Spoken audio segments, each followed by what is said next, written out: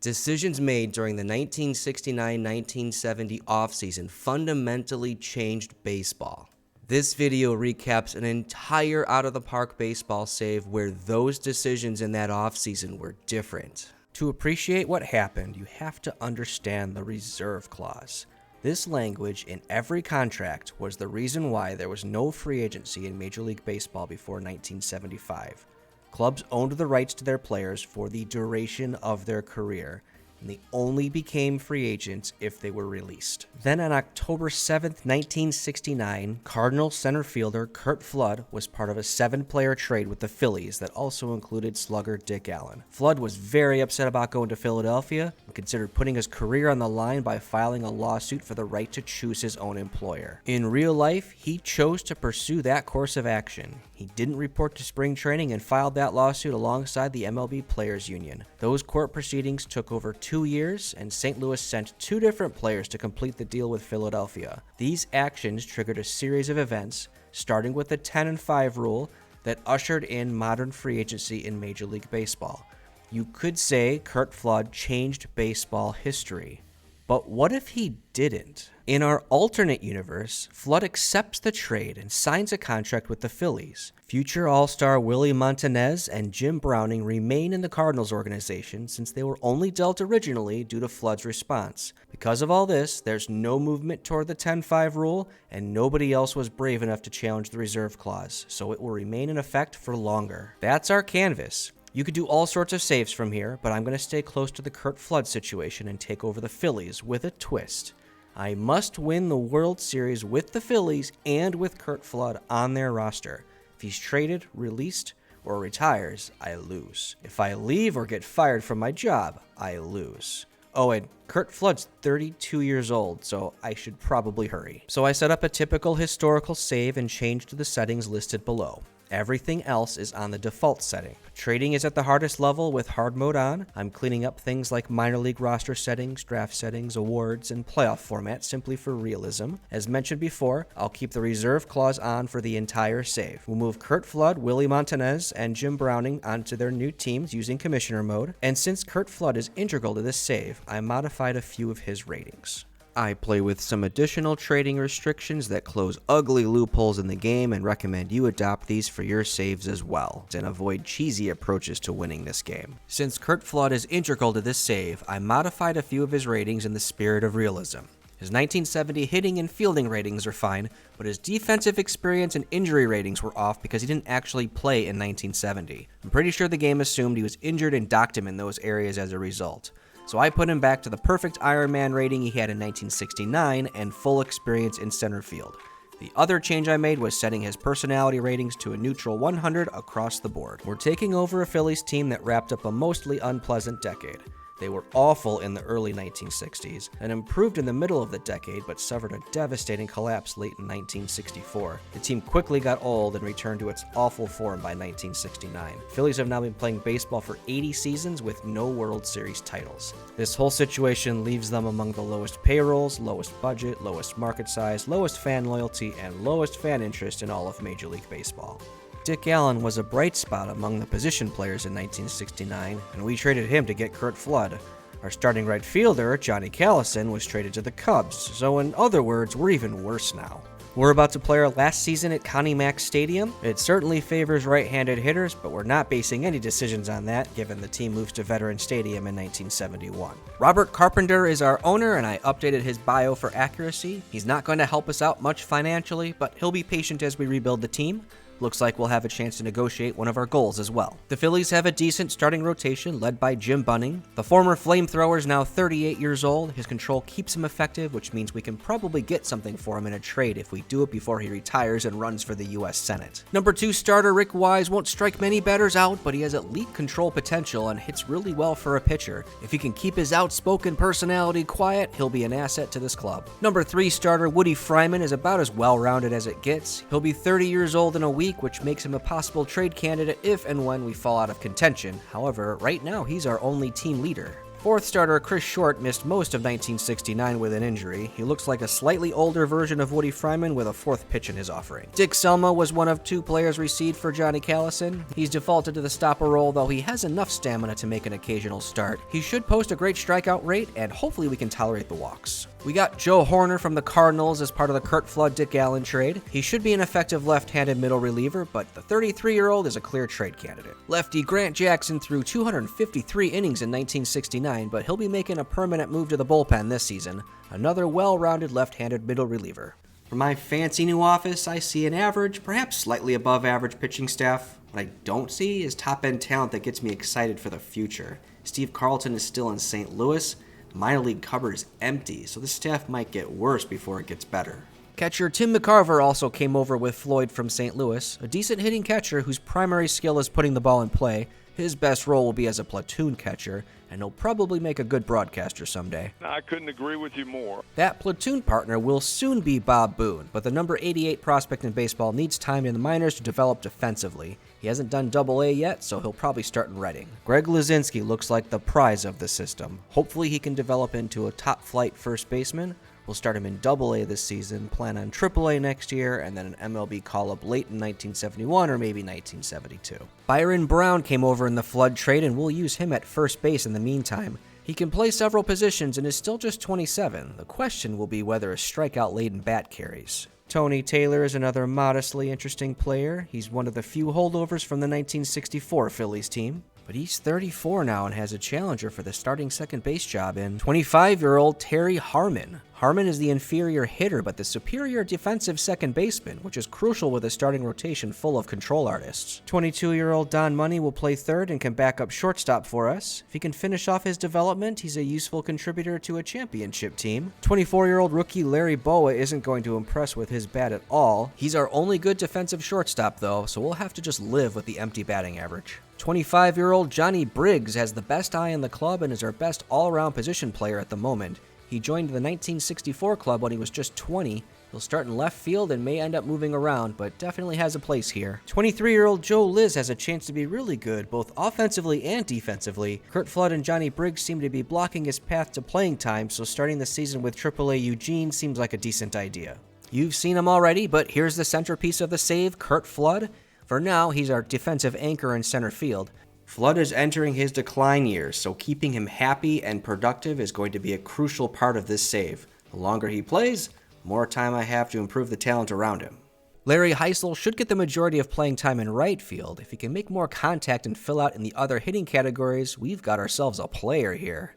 Darren Johnson will also be in the mix at first base and left field. There isn't much that stands out with the bat, especially for someone who is our highest paid position player. His plus defense across all 3 outfield positions is a nice asset though. Our minor league system is ranked 10th out of 24 clubs. We have 4 minor leaguers in the top 100. Greg Luzinski and Bob Boone were covered earlier. Next up is Andre Thornton, who unfortunately is also a first baseman. He's ranked as baseball's number 24 prospect and looks like serious competition with Luzinski for the first base job. We'll probably start him in Advanced A Peninsula. Hopefully both pan out and we can swap one of them for a different position of need. Mike Anderson is ranked as the number 81 prospect in baseball, but he screams high potential. If that defense fills out, we'll be able to move Curt Flood to a corner outfield spot as he ages, and it will be Anderson's turn to win Gold Gloves. One more honorable mention is Oscar Gamble, who we acquired in the Johnny Callison trade. He isn't ranked because he lost his rookie eligibility, but is another high-end bat. I'll keep him in the minors to continue his development. So this is the reverse situation as our pitching staff. I'm going to struggle to score runs early, but I really like our future at first base and in the corner outfield.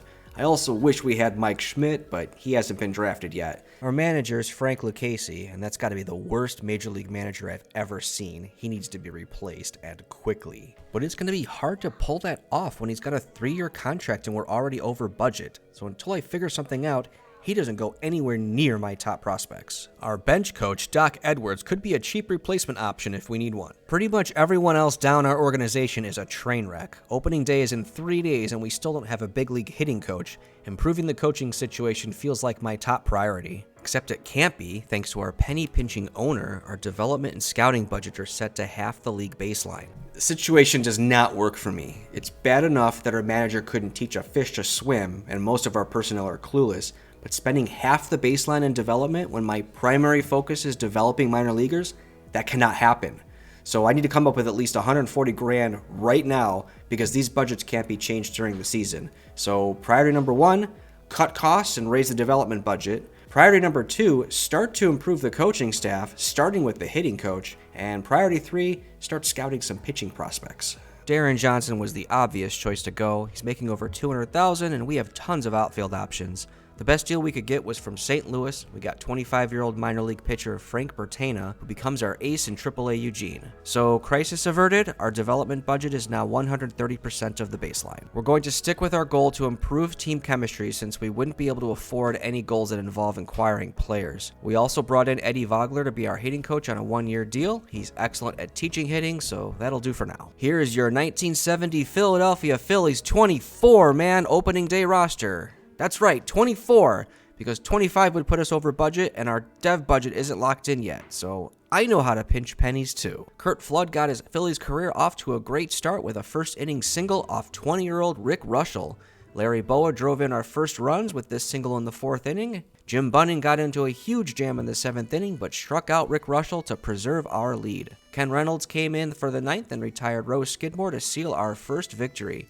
Curt Flood supplied 3 singles and Jim Bunning struck out 6 over 8 innings. We finished April with a 10-10 record, just 2.5 games behind the amazing Mets. We managed to split a 4-game series with them in mid-April, and we're ahead of the Cardinals, who have half of our players. Johnny Briggs strained his hamstring, and Byron Brown stepped up with a 177 WRC plus from the first base position. Jim Bunning led the pitching staff with a 2.17 ERA and 67 FIP minus. Our bullpen is last in team ERA, with Dick Selma and Joe Horner both carrying ERAs over 10. May gave us a Jim Bunning 1-hit shutout against the Mets. But we finished May 11-19 and fell to last place in the National League East. The Expos have surged into first after losing 110 games in their inaugural 1969 season. Tony Taylor posted a 144 WRC plus in May, but Curt Flood's was 61 and the team posted the lowest in the National League. Mike Anderson earned his 2nd straight Eastern League Player of the Month, so I'm promoting him to AAA Eugene. June was just as bad. We finished 10-17, losing 9 of 10 in one stretch. We're tied with the Cubs for last in the division. We have reached midseason and unsurprisingly, we're sellers. Mike Anderson handled his transition to AAA perfectly, but that's where the good news ends. Curt Flood posted a measly 57 WRC plus in June and his morale is suffering. The team being bad is fine, but Curt Flood playing poorly isn't. The faster his skills erode and the worse his morale gets, the faster he's going to retire, and that's the less time I have to win this challenge. While Greg Luzinski was really starting to terrorize AA, he recently suffered a broken ankle and he's out for the season. Oscar Gamble hasn't fared well in AAA so far and will miss a month with a herniated disc in his back. My owner isn't pleased I'm so far below 500, but there isn't much I can do about it right now. Team chemistry is good and fan interest has improved a bit. Harmon Killebrew and Willie McCovey earned the most all-star votes. The Red Sox lead the league with 5 representatives in the game. Our lone rep is Tony Taylor, who enjoyed a renaissance season at age 34, making his 2nd all-star appearance 10 seasons after his first one.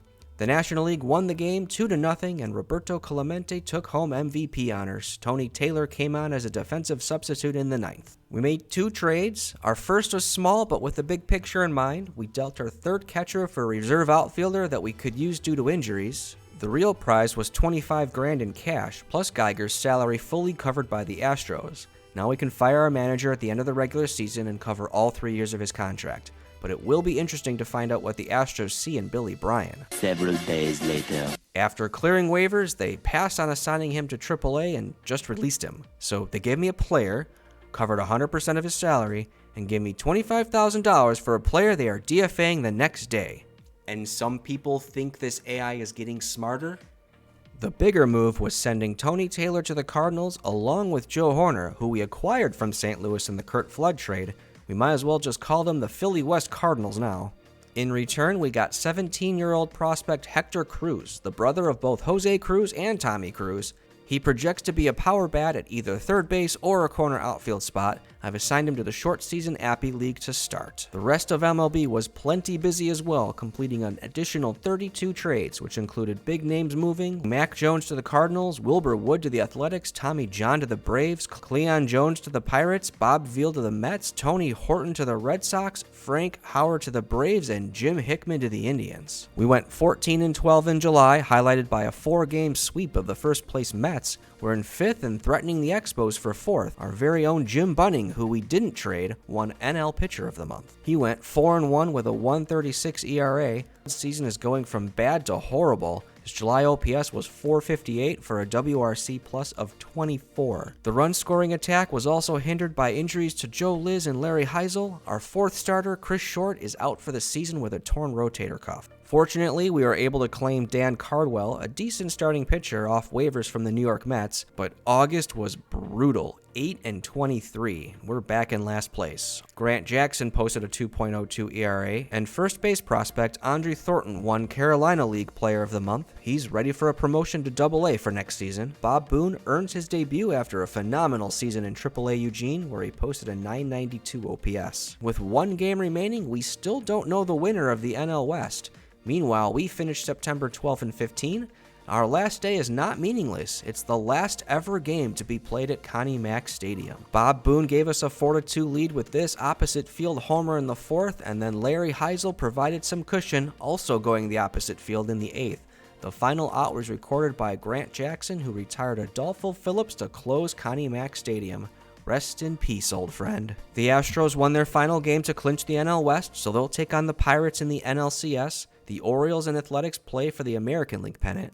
We finished 21st in runs scored despite being dead last in weighted runs created plus, and we were 17th in runs against, in large part due to our top 5 defense. The MLB hitting leaderboard is devoid of Philadelphia Phillies. I guess that's to be expected when we finished 21st out of 24 in runs scored. Don Money led the Phillies in wins above replacement, but here's the best indictment of our run scoring attack.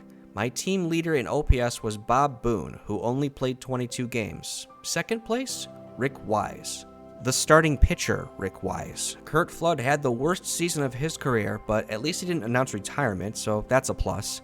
But his ratings are still intact from the beginning of the season. He's lost 5 points of power, but gained 5 points of BABIP, so it's really hard to explain his .253 BABIP this season, either bad scouting or bad luck. Rick Joseph wasn't good at all. Larry Bowa was pretty bad. Of course, he led the team with that .253 batting average. Mike Ryan managed nearly -1 WAR with only 93 at-bats, so he's officially lost his job to Bob Boone. Dick Selma led all of baseball with 29 saves, which is wild considering we only won 66 games as a team. Jim Bunning came just 1 loss short of the indignity of losing 20 games. He finished with 19, the 3rd most in baseball. Rick Wise led the pitching staff with 4.7 WAR and 13 wins. Bunning and Fryman had nice seasons as well.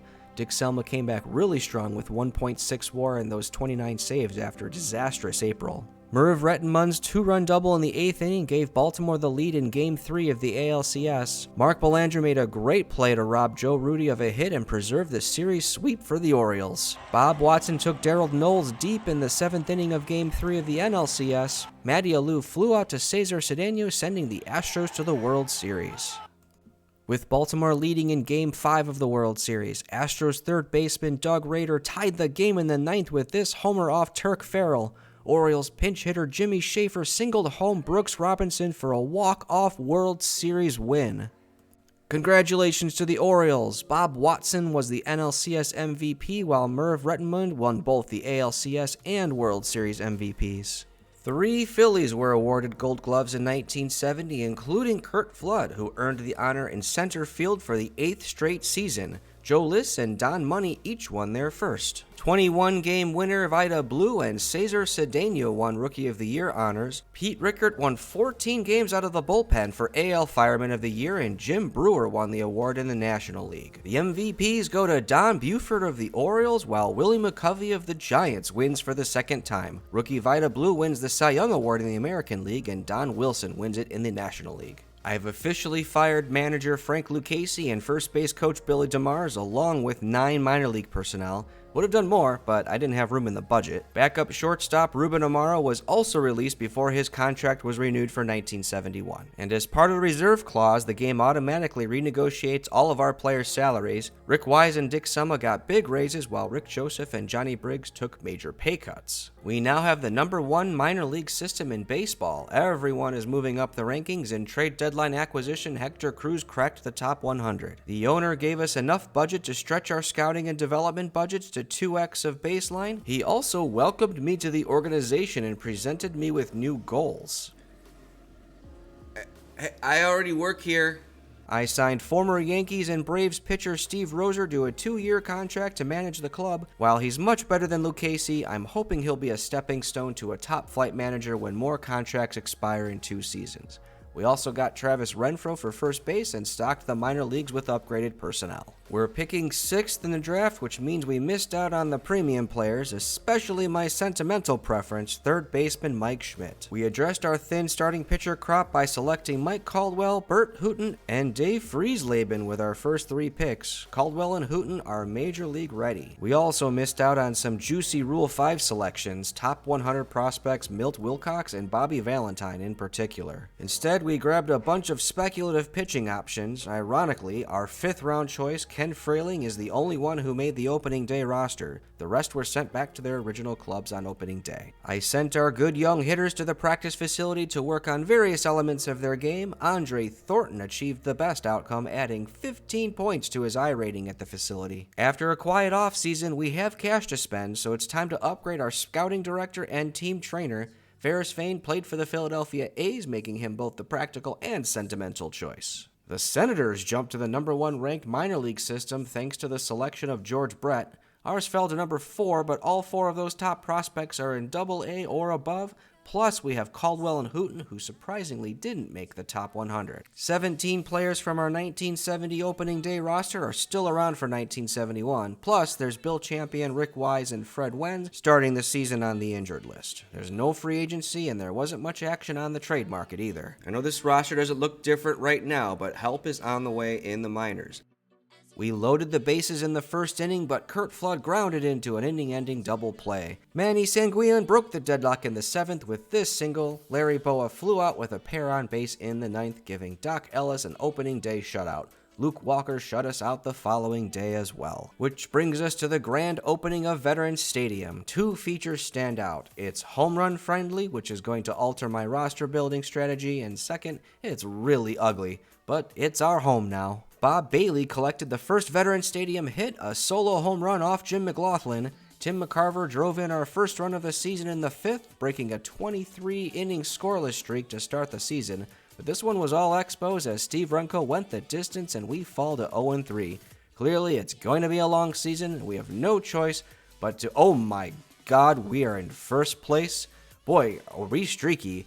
Lost our first 3, then won 8 of 9, then lost 5 in a row, and now we've won 3 in a row. Joe List leads the team with 4 homers and an 886 OPS, but the pitching and defense are carrying us with a league fewest 55 runs allowed. Woody Fryman posted a 65 FIP minus, while Dick Selma and the bullpen combined for a 188 ERA. Greg Lazinski made his major league debut in May and collected his first hit off Tom Seaver. Seaver would only allow 1 more hit and strike out 15 Phillies in the process. That game summed up May. It was a catastrophe. We finished 6-24, suffering a 9-game losing streak to start the month and closing it on a 12-game losing streak. That sank us from first place in the NL East to the worst record in baseball. Joe List clubbed another 7 home runs in May and now has 11 on the season, but Curt Flood and pretty much everyone else on the big club fell apart. A 12-17 June wasn't bad considering the difficulty of schedule. We even snuck a 5-game winning streak in against the Padres and Giants, but the season is lost. Curt Flood and Larry Boa missed most of June due to injury, and Boa has re-injured himself on rehab. Both first basemen are developing as I'd hoped and are on the 40-man roster, which means I'll face the decision sooner or later of who to keep and who to trade. It's close, but right now I'd choose Lazinski because of the park factors that favor right-handed hitters. Thornton's elite skill is walking, and we don't need the ballpark for that. I'm not meeting any of my goals for this season. My owner seems relatively happy, but I can't imagine that lasting long. Carlton Fisk and Rico Cardi won the All-Star voting. The San Francisco Giants lead the league with 5 All-Star representatives. And the NL came out on top for the 9th time in a row. Cleat Boyer of the Braves was named MVP, but I think our Phillies representative Joe Liz got snubbed. Here he is driving in the winning run with a sharply hit screamer over the infield. I personally think that's deserving. He's been our lone bright spot this season, already surpassing most of his totals from the rookie season. He's on pace for 5 wins above replacement now. We were only able to make one small trade this deadline, and it was a similar one to last year's deals. Scott Reed is headed to Kansas City for first baseman Chuck Harrison and $80,000. This gets us closer to the black financially, and we're going to need Harrison's leadership to get through what's shaping up to be a brutal season. The market was a little slower this season with just 21 trades. The biggest deal was the Orioles sending Boog Powell and Ed Farmer to the Expos for Bob Bailey and Danny Thompson. The Red Sox also sent a pair of prospects to the Brewers for 2-time All-Star Tommy Harper. Still way over budget and unable to get anything at all for our scrubs, I resorted to releasing them. Under the reserve clause rules, I only pay 15% of their remaining salary. We went 9-21 against an easy schedule in July. We didn't win a single series. With no improvements made at the deadline, we're on track for the #1 pick in the draft. Injuries are not helping us. Jim Bunning and Grant Jackson are both out for the season, and Greg Lazinski will miss a month with a broken finger. This is such a nightmare. We went 10-17 in August, just bad enough to hold the edge on the #1 pick over the Expos and Brewers. Mike Anderson, Bert Hooton, Andre Thornton, Hector Cruz, and 2 others claimed monthly awards in August. Don Money and Joe Liz posted monster months with 864 and 1011 OPSs respectively. Jim McLaughlin is on 20 loss alert, and Bill Champion is out for the season, plus some of 1972 with a torn elbow ligament. We're running out of pitchers and had to grab some short-term help in the form of 1967 Cy Young Award winner Jim Lomberg, who was released by the Red Sox. His popularity should help us sell a few more tickets and offset his salary. We also called up Joe Moeller, who we signed as a minor league free agent earlier in the season. Under normal rules, I'd be giving some call-ups to youngsters here, but in the reserve clause era, they immediately become eligible for a pay raise as soon as you call them up, and I can't afford that. Andre Thornton's already on my 40-man, but he doesn't have a place to play. Everybody else is injured, so I guess we're not expanding the roster at all, and it's a bit of a tank. We finished September 15-11, just good enough to prevent my first ever 100-loss season, but too good to earn the #1 pick in the draft, which will go to the Expos. We finished 21st in runs scored and 22nd in runs against, with a league-worst 4.21 team ERA, despite a good defense. Our Phillies made the hitting leaderboard twice, though not in the most flattering way. Tim McCarver finished 4th with 9 sacrifice flies, while Larry Heisel finished 3rd with 155 strikeouts. Joe Liz led the Phillies with 5.6 in wins above replacement, and Don Money was close behind with 4.8. Greg Lazinski posted a nice 2.3 even though he only played half the season. Larry Heisel's power-speed combo was useful, and Johnny Briggs pitched in 70 walks from the leadoff role. Bob Boone's first full season was a disappointment, and our middle infielders were a disaster.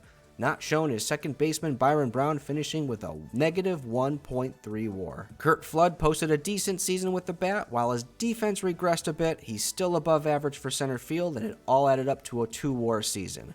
My concern is that he missed time with 3 different injuries during the season. Dick Selma finished 6th with 30 shutdowns, but the unfortunate highlight of this page is Jim McLaughlin with a league-high 20 losses. Woody Fryman led the pitching staff with 4.9 WAR and 134 strikeouts. John Moeller showed up really well in September, likely earning a spot on the team next season.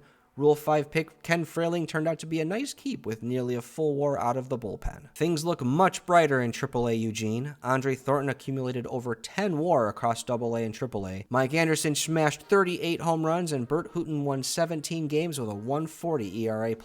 Montanez's 8th inning double tied Game 4 of the NLCS, and he scored on Dick Allen's double to make it 4-2 Cardinals. Former Phillies reliever Joe Horner came in and sent the Cardinals to the World Series, but blew the save on this double by Chris Spire. Then Jim Ray Hart sent the Giants to the World Series with a 10th inning RBI single. We're proud of you, Joe Horner.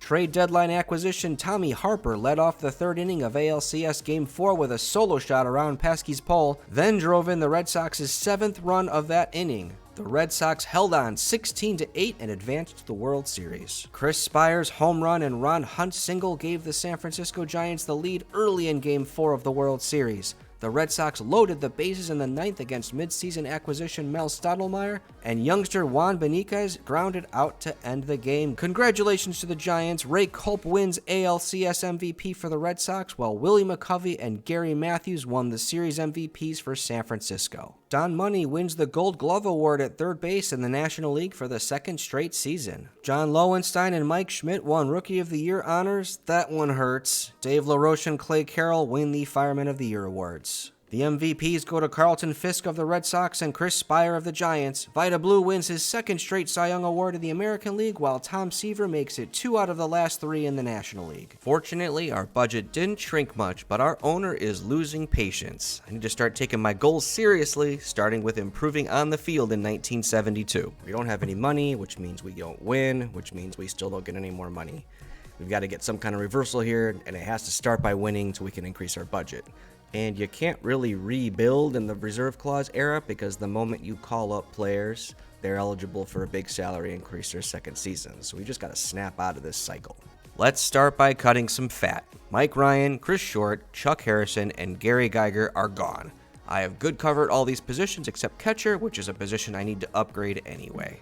Joe List, Don Money, and Woody Fryman got big raises, while Jim Bunning and Tim McCarver took major pay cuts. We were able to make slight upgrades to our minor league personnel, but no changes at the big league level. The Expos took Keith Hernandez with the first pick in the draft. After the Brewers took Frank Tanana second, we passed on second baseman Willie Randolph to take 17-year-old starting pitcher Dennis Eckersley. It was a close call, and I'll be reliving that decision as their careers unfold, but we desperately need a top-flight ace, and Eckersley could become that. To address our excess in the outfield, we moved Johnny Briggs and 2 minor leaguers to the Indians for an upgrade at catcher. No, not Ray Fosse, but Dick Sims, who's stuck behind Fosse on their depth chart. While this leaves us with 3 catchers, Sims can cover in the outfield and Bob Boone is our backup at third base. So unless we get a great trade offer for Tim McCarver, we'll stick with it. We still need to figure out second base and turned to the Rule 5 draft for that, using our picks on second baseman Mike Tyson and Larval Blanks. One of them will back up Terry Harmon this year and potentially grow into more. Byron Brown is now fully expendable, so we dealt him and Lowell Palmer to the Athletics for first baseman Don Mincher, who will serve as a pinch hitter. Mike Anderson and Greg Lazinski both made substantial improvements in the offseason, particularly Lazinski, who now sports 70 power with more room to grow. With Lazinski graduated, our minor league system slipped to 5th. The Rangers, freshly relocated from Washington, now occupy the top spot, buoyed by George Brett and Bill Madlock. 15 players from our 1971 opening day roster are still around, and just 13 from 1970. Bill Champion starts on the disabled list, and one of our young pitchers will get a call-up once we need a 5th starter. Don Money gave us an opening day lead against Steve Carlton and the Cardinals. They got the run back, but St. Louis put in Phillies' favorite Joe Horner in the 9th. Oh, just give us the win now. And there it goes, off the bat of Larry Heisel. Grant Jackson retired former Philly Darren Johnson to end it. Carlton was masterful and won player of the game, but Woody Fryman matched him and our bullpen won the day. We also snagged Dennis Higgins off waivers from the Mets and Pete Mickelson from the Dodgers. Ken Reynolds and Ken Fraley will head to AAA, but will likely need them over the course of the season. We were competitive for the 3rd straight April, scoring sweeps over the Expos and Pirates.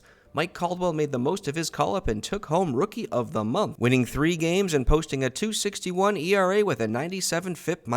Newcomer Duke Sims posted a .400 on-base percentage. Mike Anderson, Bert Hooton, and Hector Cruz all won monthly awards in the minors. Jim Bunning announced he will retire at the end of the 1972 season. His ratings are slipping, but he's posted an 82 FIP- so far, so there's no reason to move him unless we fall out of contention. And fell out we did, with an 11-18 May record. Back-to-back sweeps at home against the Dodgers and Cubs were the killer. Mike Caldwell won Rookie of the Month again. He's been very solid as our number 3 starter behind Woody Fryman and Rick Wise. We're 4th in the NL in runs allowed, but scoring runs is another story. Joe List went from being our best player to posting a 71 WRC plus and getting benched for Oscar Gamble, who isn't doing much either. Larry Boa is a full win below replacement. June was much of the same with a 10-18 record. The unfortunate part is our run differential is only -18, so we're actually playing like a 37-41 team.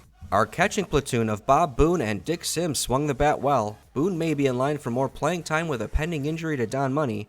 Our pitching couldn't keep pace though, especially Woody Fryman, who struggled with an ERA over 6. We are missing our goals again, and it's time to worry about getting fired. My owner hasn't mentioned it yet, but my guess is he'll make the thread at the end of the season. Andre Thornton is now the #1 prospect in baseball, and I am done screwing around. Thornton is coming up and will play first base. I'm moving Lazinski to left field. He's a butcher boy out there, but my best players need to be on the field. Larry Heisel will move to right field, and Oscar Gamble heads back to AAA. Rookie Mike Caldwell is headed to the All-Star game. He's been stellar throughout the first half with an 89 FIP minus. Greg Lazinski is our second representative. Yes, we have 2 this year. It's well-deserved with a 162 WRC+. The American League finally ended their drought and won the All-Star game. Mike Caldwell pitched a perfect inning, and Greg Lazinski grounded out in pinch hit duty. We traded Jim McLaughlin and Bill Champion to the Braves for second baseman Sonny Jackson, who enters a platoon with Mike Tyson, and I've just had it with Terry Harmon. We've also traded swingman Ken Reynolds for reliever Mike Corkins. These trades leave us a little thin at starting pitcher, so our third trade is for the Brewers starter Marty Patton, giving up Bill Wilson and a few C-grade minor leaguers. We've improved the talent, though hurt the clubhouse culture a bit, but something has to change. The rest of the league was quiet, making just 16 trades, the biggest being the Braves trading Rico Carty to the Royals for Johnny Grubb. We finished July 11-15, but still hold 4th in the NL East. Mike Caldwell earned another Rookie of the Month award, going 4-0 with a 2.73 ERA and 22 strikeouts. Jim Bunning posted a 7.32 ERA, losing 3 games and his spot in the starting rotation in the process. Just in case you're wondering if we've hit rock bottom yet, I don't think we have. 22-year-old Milt Wilcox no-hit us on August 12th, and in doing so improved his ERA to 5.21 and his record to 2-14. So the guy that no-hit us still has an outside shot at back-to-back 20-loss seasons. We went 14-13 in August, though, and still hold 4th. Curt Flood's bat has come to life, and he has 2.2 WAR for the season. An 11-27 finish allowed the Cardinals to catch us, so we're picking 3rd in the upcoming draft. We finished 17th in runs scored and 12th in runs against, both improvements from last season. We finished last with 43 stolen bases and got caught 36 times. Greg Lazinski broke the seal on hitting leaders, finishing 3rd in total bases, 5th in extra base hits, 8th in home runs, and 9th in WOBA. He easily led the Phillies with 6.1 wins above replacement. Larry Heisel gave us 2+ each. Not shown, Larry Boa finished with -0.3 and Joe Liz posted -1.2. Curt Flood regressed some with the bat, but posted a 12.4 zone rating to more than make up for it. Most importantly, in the big picture, he only missed 1 week due to injury this season. He'll be 35 on opening day, so we may just have a few more seasons to pull off a miracle World Series. Frankly, I just hope we finish a season above 500. Dick Selma tied for the league lead with 31 saves, and Grant Jackson led outright with 15 holds, so kudos to our bullpen.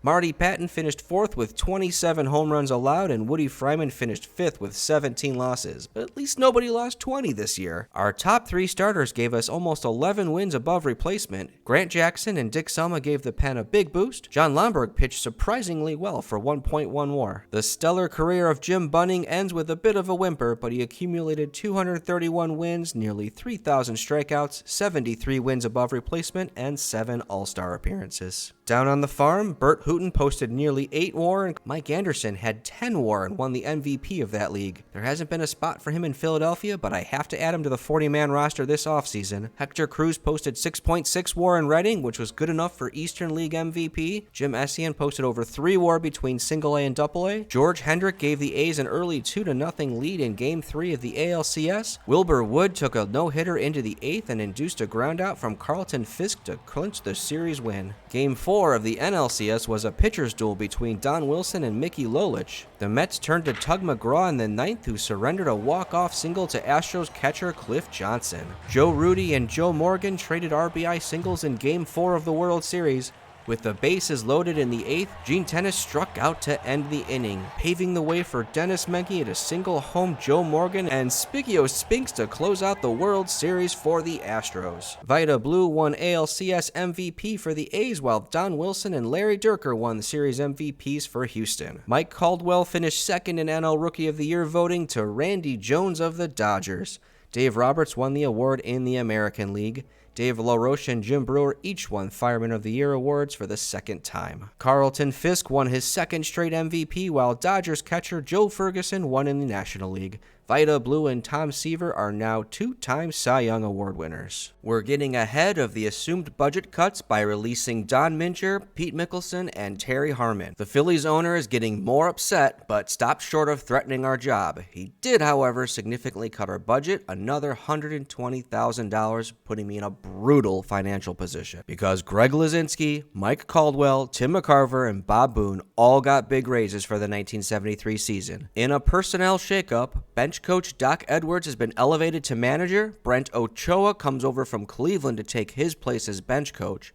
Luke Wade takes over as our head trainer. Eugene's pitching coach, Melvin Cortez, earned the job at the major league level, and we've hired new first and third base coaches. Freddie Lynn was drafted first by Montreal, and Milwaukee fittingly picked Robin Yount with the second pick. He would have been perfect for us. We passed on Eddie Murray and Dave Winfield to select starting pitcher John Montefusco, and he immediately takes a place at the top of our starting rotation. We also got Dick Ruthven with our second pick, and we might see him during the season as well. We finally did draft a shortstop, but it'll probably be a while before Todd Cruz can make an impact as a defensive wizard. We're completely broke and have to let Duke Sims go to fix it. Joe Liss and Mike Tyson are also heading to Detroit for second baseman Phil Garner. He looks like the best we've had at this position since we had Tony Taylor, and I'm pleased we finally have a long-term answer there. We also traded reliever Dennis Higgins for Kurt Bavacqua in cash. Bavacqua should be a useful option off the bench, but these two trades provide the financial relief I need. But we got two promising prospects, Alan Ashby from the Red Sox and Tom Paquette from the Twins.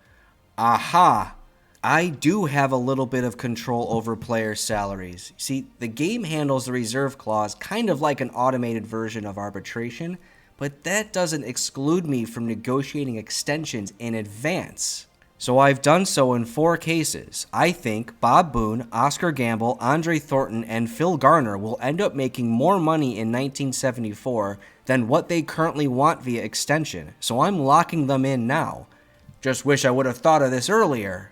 Dennis Eckersley apparently improved his control, but his ratings don't look any better to me. In fact, he's regressed significantly, and I'm starting to regret the 1972 first-round pick. Oscar Gamble did in fact make big improvement in power. Can't wait to see what he does in the leadoff role in 1973. We have the #1 minor league system in baseball again, and our latest draft class has a lot to do with it. Eckersley is still ranked 8th despite the setback. Mike Anderson's 44th, and we have a total of 7 prospects in the top 100. Curt Flood is finally regressing. He's 4th outfielder quality now, so the Mike Anderson era begins in center field. I need to get Flood a good number of starts to keep him happy. Rule 5 pick Alan Ashby made the team at catcher while we returned Paquette to the Twins. John Montefusco got a rude welcome from Ken Singleton in our first inning with baby blue uniforms. We rallied in the 9th against closer Tug McGraw, but he struck out Oscar Gamble with the bases loaded to end the game. Hopefully Gamble and Greg Luzinski got the strikeouts out of their system because Tom Seaver gifted each of them with opening day golden sombreros. But we got revenge the next day by beating the Mets and getting one of their starting pitchers off waivers. We also claimed Mel Queen from the Dodgers, demoting Mike Corkins and John Lomberg to AAA to make room. Lomberg refused, so we cut him. More good news as we convinced John Montefusco to sign a non-guaranteed 5-year extension for just $60,000 per season. My guess is he would have made far more than that on his own. As always, we played well in April, closing only 1 game behind the Expos? We've built a plus 26 run differential by surrendering a league-low 68 runs, and let's thank Gary Gentry, Dick Selma, and Joe Moeller for that. Rookie Mike Anderson was a big part of that, but we'll be without him for 5 weeks with a hamstring injury. Ken Frayling went from bad to badly injured in mid-May, so we did what any good general manager in the reserve clause era would do: cut him to save money. Bert Hooton gets the call-up in his place. We finished 14-16 in May, just enough to solidify an over 500 record on June 1st for the first time in this save. 4 games out of first is interesting, but let's not get ahead of ourselves. Especially since a serious Curt Flood injury leaves us very thin in center field. Mike Anderson will be back shortly, but Flood is regressing fast, and the end of this save may be near. Larry Bowa's WRC plus for the season is 5.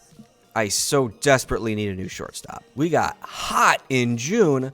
Greg Luzinski hit his second home run in a crucial moment of a game against the Giants to give us the lead and sole possession of first place. We capped the month with a 17-11 record and somehow lead the NL East by 2.5 games over the Mets. Greg Luzinski broke out of his early season slump with 10 homers in June. Anderson came off the injured list hot with a .903 OPS. Dick Selma and Grant Jackson combined for 22 scoreless innings, and this start has our owner off our back, at least for now, even though we're missing our secondary goals. We started July with 5 straight blown saves. This Ron Santos shot tied the game, and the subsequent walk-off by Randy Hundley shrunk our NL East lead to 1 game. 5 Los Angeles Dodgers are heading to the All-Star game, but 3 Phillies made it as well for the first time. Respect. John Montefusco was 4th in the National League with an 82 FIP minus and 2nd in MLB with 17 quality starts. Dick Selma is tied for the Major League lead with 23 saves and 2nd with 26 shutdowns. Don Money is on pace to set personal bests in several offensive categories. The game was overshadowed by Dick Selma being the first ever pitcher to work in an All-Star game while wearing an invisibility cloak. The National League won 11-4 and Chris Spire took home MVP honors. We're in first place at the trade deadline. I can think about using some minor leaguers to win now, but we don't have enough money to bring a top player in. So we're not going to go all in, but it's time to get aggressive. My young catchers have developed to the point of making Tim McCarver expendable. He goes to Baltimore for Doc Medic and cash. We save a ton of money here and get an extra pitcher. Larry Bowa and 2 Quad A prospects are headed to the Padres. It's been a rough couple of seasons for Larry Bowa, so I would just like to say, bye, Larry! Bud Harrelson is our new starting shortstop. He's an upgrade both offensively and defensively, and we can afford him thanks to the McCarver trade. And we've traded for Hank Aaron. Okay, don't get too excited. He's not that productive anymore, but he's extremely popular, and that satisfies an owner goal by virtue of his 1957 MVP award. Plus, San Francisco's covering his entire salary and supplying cash. Our biggest splash required us to say farewell to number 3 starter Rick Wise, while I had no problem moving Joe Moeller and Kurt Bavacqua to get 4-time All-Star Catfish Hunter, who's an upgraded number 2 starter and a leader. Then we moved reliever Mike Corkins for 40-year-old Ken Johnson. The logic here is simple. Neither player really makes a difference, but we take on payroll for the right to replace an outspoken player for a captain. And finally, Montreal wanted to dump Pete Mickelson, so we welcome him back to Philadelphia as bullpen cover for a low-level prospect. Great deadline. We've upgraded starting pitching and shortstop, made our clubhouse rock solid, and brought in popular players to sell more tickets. I went into this season thinking we had no chance, but I am a believer now. 12 other trades were completed, the biggest being the Minnesota Twins acquiring 7-time All-Star Sam McDowell from the Cleveland Indians. An 18 and 12 month increased our NL East lead to 6.5 games. Greg Luzinski sustained a concussion on the 17th, so we need to survive without him for a while. After the deadline, we scooped up Andy Etchebarren off waivers from the Orioles. He's another leader who can serve as our third catcher. Our Phillies collected 17 wins in August. We are 8 games in front and closing in. Greg Luzinski is back while Curt Flood is finishing up his AAA rehab after missing 4 months. We are so close. Please don't blow it like the 1964 Phillies did. The Cubs creep to within 5 games, but Don Money, Phil Garner, and Mike Anderson all homered to complete a sweep of the Cubs and clinch the National League East, finishing with 92 wins. The Dodgers claimed the NL West crown while Cincinnati's 100 wins weren't good enough for a postseason berth. We finished 6th in runs scored, 4th in runs against, and 3rd with a plus 110 run differential, all huge improvements from last season. Greg Luzinski was in the top 10 in home runs, OPS, WOBA, slugging percentage, isolated power, and OPS+.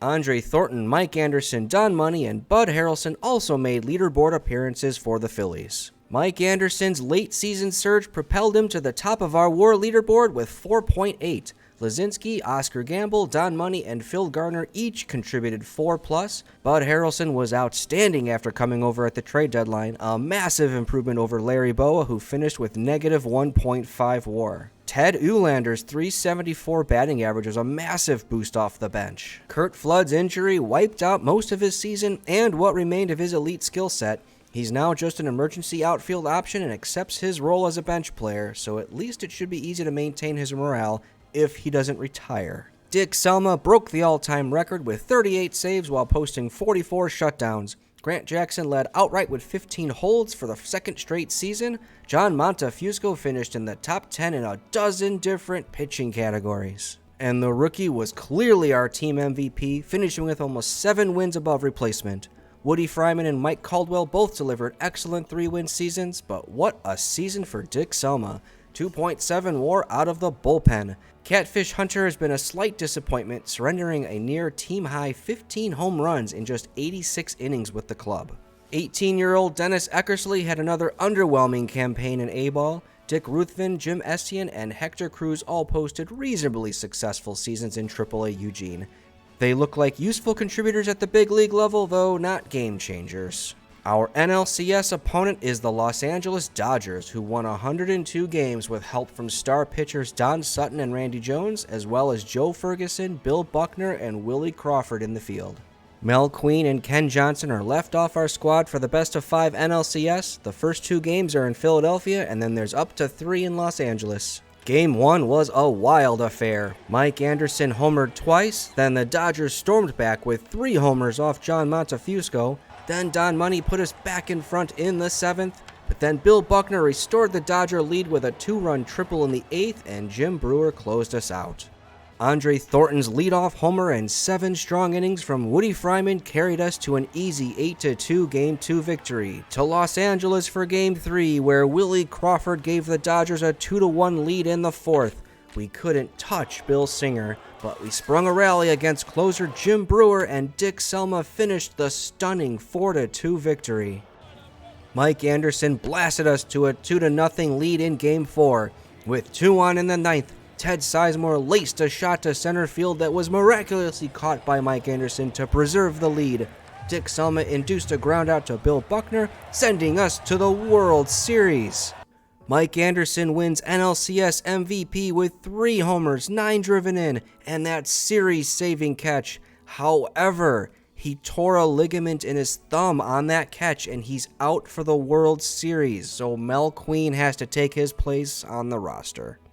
The American League Championship Series saw Harmon Killebrew and the 88-win Twins upset the 100-win Baltimore Orioles in 4 games. The Twins boast the best pitcher in baseball, Bert Blyleven, who posted 12.6 WAR, which is the highest single-season figure since Walter Johnson in 1910. Tom Hall is an excellent closer. Harmon Killebrew, Eric Soderholm, Cesar Tovar anchor an aging but productive run-scoring attack. John Montefusco handed a 1-0 Game 1 lead over to Dick Selma, who surrendered the tying run to Rich Reese with the Twins down to their last strike. Bruce Bhakti singled home Eric Soderholm to win it for Minnesota. The Twins loaded the bases with no outs in the 12th inning of Game 2, but Marty Patton wiggled out of it. Bud Harrelson mustered a sac fly in the 13th, and Patton finished the job to tie the series at 1. Greg Lazinski launched his second postseason home run to give us a 5-2 lead in Game 3. The bullpen gave us 2 2/3 scoreless innings, and we survived with another 1-run win. But we lost Oscar Gamble for this series with an oblique strain. Both offenses prospered in Game 4. Don Money's 4th hit of the game made it 6-5, but Tony Oliva struck back for the Twins, and Jim Cott evened the series at 2 games apiece. Eric Soderholm hit his 4th home run of the series to give the Twins a 3-0 Game 5 lead. Bert Blyleven shut us out with 13 strikeouts. More salt on the wound, now Don Money strained his MCL and he's out for the series. Catfish Hunter kept our badly depleted Phillies in the game long enough to allow Greg Lazinski to smash a monster grand slam to straightaway center. Grant Jackson finished up, and we're going to Game 7, where Andre Thornton's 2nd inning triple put us ahead 4-0. But Eric Soderholm struck again, and the Twins led until Andre Thornton came back, and Bob Boone gave us a 2-run lead. So we give the ball to John Montefusco, our hero, our ace, our savior, Oh no. The Twins jumped all over him, and it's Soderholm again. Dick Ellsworth got Thornton, Lazinski, and Garner, and the Twins win the World Series. That was gutting. I'm amazed we stayed tough without Anderson, Money, and Gamble. And I kind of feel responsible. Placing Montefusco in the stopper role definitely backfired. It's a hell of a season, though, far exceeding my hopes for a 500 campaign. And what a series. 2 extra inning games, 4 one-run games, and Minnesota outscored us 34-32 over those. But man, it sucks to lose those ones. Eric Soderholm wins World Series MVP. It could have been him or Blyleven. He finished with 10 hits, 5 home runs, and 11 driven in. Congrats to the Twins. That's 4 different American League teams to win it all in the 4 seasons of this save. Dick Selma won National League Fireman of the Year, and he'll probably fume for the rest of his career about not getting the chance to close out Game 7. Fred Lynn won both NL Rookie of the Year and Most Valuable Player with an OPS over 1,000 and 10 wins above replacement. Burt Blyleven and Don Sutton won the Cy Young Awards. While I'm expecting an increased budget, our payroll will go up too, and we need to keep it under control. Jim Northrup, Andy Etchebarren, and Todd Ulander will have to go as a precaution. So do Pete Mickelson and Hammer and Hank Aaron, while Ken Johnson excused himself by retiring. But as it turned out, those releases were unnecessary. Not because I have too much money, but because I'm so far in the red it doesn't even matter. Our owner tossed us a measly $80,000 increase. We're $300K in the hole, and that's before I even signed coaches or put money into development. We could sell lots of pieces and get under budget, or we can just give our owner the old middle finger and stay over it, which is what I'm gonna do. Curt Flood is retiring anyway, and this season might be my last chance, so if our owner doesn't like it, fire me. Greg Lazinski, Catfish Hunter, Dick Selma, Don Money, and Mike Anderson got well-deserved raises. They need to back it up on the field because I won't be allowed to bring on any additional salary. We're running it back with this group. Manager Doc Edwards now controls our hitting coach, and he's decided to let Eddie Vogler go for Bobby Klein, who's poor or fair at every coaching rating. Nice move, Doc. Assistant GM Tristan Fritz became the general manager of the White Sox, so Johnny Logan becomes the guy to tell me all my trade offers are horrible. We drafted big league ready catcher Butch Weiniger instead of 5-star potential shortstop Gary Templeton because of his signing bonus demand. There's the budget biting us already. We also grabbed Luis Salazar and Alex Taveras. Not sure it'll matter, but I went all in on extensions, giving several players 5-year non-guaranteed contracts. The most important one is Curt Flood, and I made his contract guaranteed in the hopes of getting him to stick around for longer. That man's got alimony to pay. Without much depth, I grabbed 3 infielders through the Rule 5 draft for injury cover, along with these fellas in the outfield. Our best option was Mickey Stanley, but the Angels snagged him from us. Pat Zachary and Dan Spilmer will have similar chances for a job in our bullpen, and their chances improved thanks to Mel Queen making the famed trip to India and coming back with reduced work ethic. Andre Thornton is looking great, though, getting a major power boost through the training center in the offseason. There's still more room before his ceiling, too. Our minor league system is 6th. Dennis Eckersley is the highest ranked of our 7 top 100 prospects, but Dick Ruthven is the first in line for a call-up. 21 of the players from our NLCS squad are on our opening day roster. The only newcomers are pitcher Doc Medic, catching prospect Jim Essian, and Rule 5 draftees Jerry Hairston and Pete Lecoq. Curt Flood is just an emergency option now. John Montefusco surrendered homers to John Milner and Davey Johnson on opening day, while John Matlock shut us out on 6 hits with 5 strikeouts. We played fairly well in April, but sit 2.5 games behind the Mets. Greg Lazinski started on fire and won National League Player of the Month with a ridiculous 1432 OPS and 287 WRC+. He's on pace for 15 wins above replacement. Oscar Gamble isn't far behind, and the bullpen leads the NL in ERA. Jerry Hairston didn't survive the month, getting sent back to the White Sox upon the return of Mel Queen from suspension. A 17-10 May draws us closer to the division-leading Mets. It's Andre Thornton's turn for NL Player of the Month, slamming 11 homers and posting a .1220 OPS in May. Thornton, Gamble, and Lazinski are all in the top 5 in WRC+, propelling our Phillies to the NL lead in runs scored. Sonny Jackson took advantage of the Reds' decision to play without a left fielder. This bases-clearing triple put us 2.5 games in first. And that lead now stands at 3 games over the Mets and 4 over the Pirates. We started June on a 7-game winning streak and finished 18-10.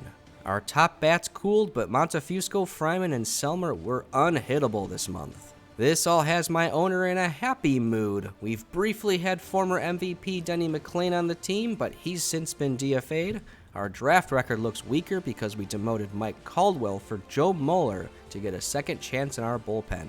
He's back after getting shipped to Oakland in the Catfish Hunter deal last July. 5 Red Sox are headed to the All-Star game, and we're gonna send 4. John Montefusco and Dick Selmer are making their second straight appearance. Lazinski's back after missing out last season due to injury, and Andre Thornton made it for the first time. But it was a quiet day for our All-Stars. The American League won the game with Robin Yount of the Brewers earning the MVP award. In a shocking turn of events, we failed to complete a single trade at the deadline. In fact, the league only made 12 trades and none of them were particularly interesting. We did have a nice trade in place for Royals starter Roger Nelson, but the Dodgers swooped in and beat us to him. July was tough. We finished just 13-15, somehow getting swept twice by the last place San Diego Padres. We're very fortunate to maintain our 2.5 game lead in the NL East. We continue to pace the National League in runs scored, but the pitching is showing cracks once you get past Montefusco Sama and Burt Hooton. We got back on track in August with an 18-11 record. The Mets have fallen to 3rd. It's the Pittsburgh Pirates now chasing us from 2.5 games back. Lazinski is hot again, and we're going to need that hot bat in September for this pennant race. We have 5 games against those Pirates in the next 12 days. We also got to call up some extra help. Dick Ruthven will get his Major League debut as our 5th starter. Former MVP Denny McLain is up to eat some innings in mop-up duty if needed. And Jim Northrup gets a promotion for pinch hitting duty. We won 3 out of the 5 games against the Pirates, which put us up by 6 games. Then up 3 games with 4 to play, Jim Essien took Drew Bennett deep in the first inning against the Montreal Expos.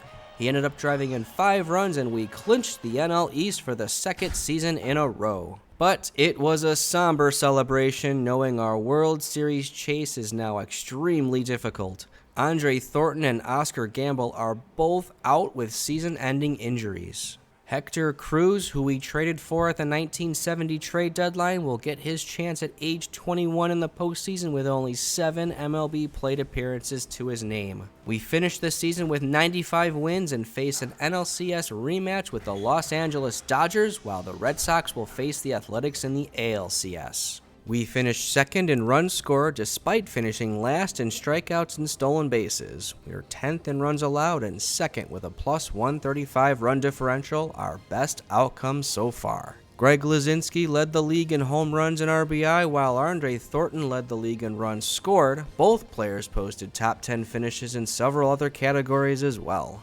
Andre Thornton was our MVP with 7.4 WAR. Lazinski, Oscar Gamble, and Mike Anderson each contributed 4. Newcomer Jim Essien provided 2.2 from behind the dish. Curt Flood only appeared in 34 games, but not because of injury. He's the last man off our bench these days, but he's in a great mood about it. He hasn't announced retirement, so fingers crossed. We didn't lead the league in any pitching categories, but John Montefusco, Catfish Hunter, Dick Selma, Grant Jackson, and Greg Gentry all made appearances in the top 10. Montefusco turned in a near carbon copy of his rookie season, while Woody Fryman posted an excellent 4 WAR in his age 34 season. Burt Hooton took a big step forward in year 2 with 3 wins above replacement. Dick Ruthven improved in his 2nd professional season and earned a September call-up. Tippy Martinez wasn't quite ready for AAA, so he'll likely repeat it next year. Butch Weiniger destroyed AA, and he'll move up, but Eckersley's progress has been slow and painful. Our NLCS opponent is once again the Los Angeles Dodgers. It's virtually the same roster, but they only won 91 games this season after 102 last year, so we have the home field advantage this time. Hector Cruz and Dick Ruthven sneak onto the NLCS roster in the wake of our injuries, and we'll hope for our remaining stars to carry us. Ron Cey singled home Willie Crawford in the 8th inning of Game 1, and then Willie Davis preserved Bill Singer's shutout with a diving catch to close out the game. Jim Essien blooped a double into right field, giving us a 4-2 lead in the 15th inning of Game 2. Joe Moeller retired Bob Stinson, and we sneak away from LA with a split. Mike Anderson put us ahead 2-1 early in Game 3, but Bill Buckner turned the table on us with this 2-run double off Greg Gentry in the 7th. Roger Nelson retired Phil Garner to end the game. It was Dick Selma's turn for the blown save in Game 4, but Alan Ashby restored our lead with a clutch 2-out, 2 RBI single. Grant Jackson struck out Ron Cey to send the series to a deciding 5th game. But we were simply overmatched. We couldn't generate base runners, and the Dodger offense methodically moved base runners over and in. Our season is over, and the Dodgers have their revenge. Bill Singer wins NLCS MVP with 15 shutout innings and 2 wins. We only mustered 12 runs in the 5 games, and most of our position players were easy outs throughout the series. John Montefusco lost both games to Singer, and his career postseason record falls to 0-4. The American League Championship Series also went 5 games. Reggie Smith gave the Red Sox the lead in the 6th inning. Joe Rudi grounded into a key double play in the 8th, and Dennis Leonard completed a 6-out save to send Boston to their 2nd World Series in 4 seasons. Ron Cey launched a first-inning homer in Game 6 of the World Series. Rico Petrocelli brought the Red Sox to within 1 in the 5th inning, but then Tom Paciorek of the Dodgers answered right back. John Hillard induced a 5-4-3 double play to Carlton Fisk, making the Dodgers the World Series champs of 1974. Congratulations to the Dodgers. Reggie Smith wins ALCS MVP for the Red Sox, and Joe Ferguson won the World Series MVP for Los Angeles. Mike Anderson and Oscar Gamble are each taking home their first Gold Glove awards. Anderson's 80 range in center makes him a favorite to win more in future seasons. Dick Selma won his 2nd straight National League Fireman of the Year award. Dave LaRoche put up a freakish 4.5 WAR to win the award in the AL. Mike Flanagan and future actor Pete Vukovich won Rookie of the Year awards. Don Baylor and Johnny Bench won their first MVP awards, while Bert Blyleven and Don Sutton won for the 2nd straight season. Blyleven fell off substantially, posting only 10.5 wins above replacement this season. Jim Northrup is the only player we need to release. He was just an emergency call-up due to the late season injuries, and he doesn't have a future here. Our owner was kind enough to increase our budget by $500,000 this time, but it's of no use since our players' salaries increased by $700,000. Dick Selma, Woody Fryman, Bob Boone, Gary Gentry, and Phil Garner all received huge raises, so now we're $600,000 in the hole instead of $300,000. Can't imagine how far under we'd be if we hadn't pre-extended many players. Let's keep with the strategy by extending Hector Cruz and Phil Garner. We selected Bump Wills with the 25th pick in the draft. This gives us a bat-first option from the left side at second base, making Sonny Jackson expendable. We failed to sign our 2nd-round pick, being over budget bites us again. We've also traded catcher Bob Boone and outfielder Pete Lecoq to the Royals for Ed Kirkpatrick, who I'm hoping will be a nice Swiss Army knife for us. He's a plus defensive outfielder who can also work behind the plate. We've also acquired Tug McGraw from the New York Mets, who's a major upgrade in our bullpen and can tag team with Dick Selma. Catcher Alan Ashby and minor league shortstop Alex Taveras head the other direction. This paves the way for Butch Weiniger to take over starting duties sometime during the 1975 season. A few juicy Rule 5 candidates were picked before we had a chance, but we picked up 3 players with an outside chance at making the club in spring training. The training center helped Tippy Martinez improve his control, making him major league bullpen ready. Tug McGraw was able to improve his defense on the mound as well. Our minor league system ranks 8th out of 24. All of our players in the top 100 are major league ready except for Dennis Eckersley. Andre Thornton is healthy just in time for opening day. Rule 5 pick Pete Mackinnon makes the roster as a utility infielder. Ed Kirkpatrick will start the season as a platoon catcher with Jim Essien while Weiniger works on his defense. Former Philly Alan Ashby got some opening day revenge with a 2-run triple in the 3rd inning. Tom Seaver guided the Mets to their 3rd straight opening day win against us. He went the distance with 7 strikeouts while John Montefusco was uncharacteristically off his game. We finished April 11-9, 3 games behind the Mets in the NL East. The month ended with a brutal loss where we blew a 5-run 9th inning lead against the Expos. Dick Ruthven won NL Rookie of the Month with 2 wins and a 2.18 ERA. Woody Fryman was a perfect 4-0 with a 1.57 ERA, and Tug McGraw didn't give up any earned runs. How's this for the worst ending ever? 2 outs in the bottom of the 15th with a runner on first. The pop-up in short left is misplayed by Bud Harrelson, who then throws the ball into the third base dugout, allowing the run to score all the way from first. Harrison finished 0 for 7 as well. We went 16-13 in May and moved into first place thanks to the New York Mets' 8-game losing streak. Dick Selmer won Pitcher of the Month with a 0.54 ERA and 11 saves. Bud Harrelson swung a hot bat after his early May fielding gaffe, and John Montefusco found his rhythm. We collected 17 wins in June but lost ground to the Mets and Expos. Our run differential is an uninspiring plus 37 so far. While Mr. Carpenter remains happy, we're missing most of our goals. Attendance has dropped and some of our former draft picks are back in AAA due to regression. We're 8th in runs scored after leading the NL in that category in 1974. The entire lineup is underachieving just slightly, leaving us without an obvious upgrade candidate. The bench isn't helping much, especially Larry Heisel's 535 OPS and Pete Mackinnon's 503. So we're returning him to the Texas Rangers and bringing up 1973 first-round pick Butch Weiniger, who's been raking in AAA. He'll split time behind the dish with Essien, allowing Kirkpatrick to play that super sub role I envisioned. This was all just in time for the injury bug to strike Andre Thornton again. This time it's a torn PCL and he's out for the season again. Lazinski will take over first base, and Kirkpatrick has himself the starting job in left field.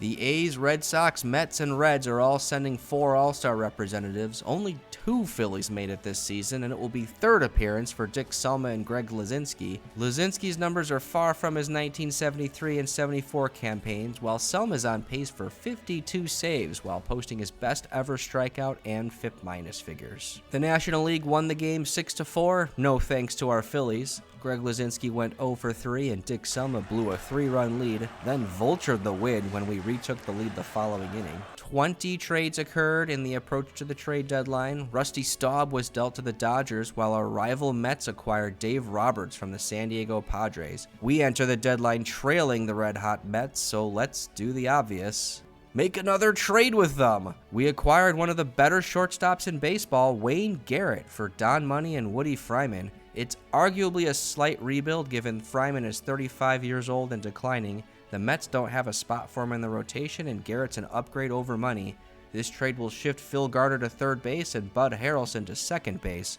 Marty Patton takes Fryman's place in the rotation. We also shipped reliever Mel Queen to the Pirates for a utility infielder Freddie Patek.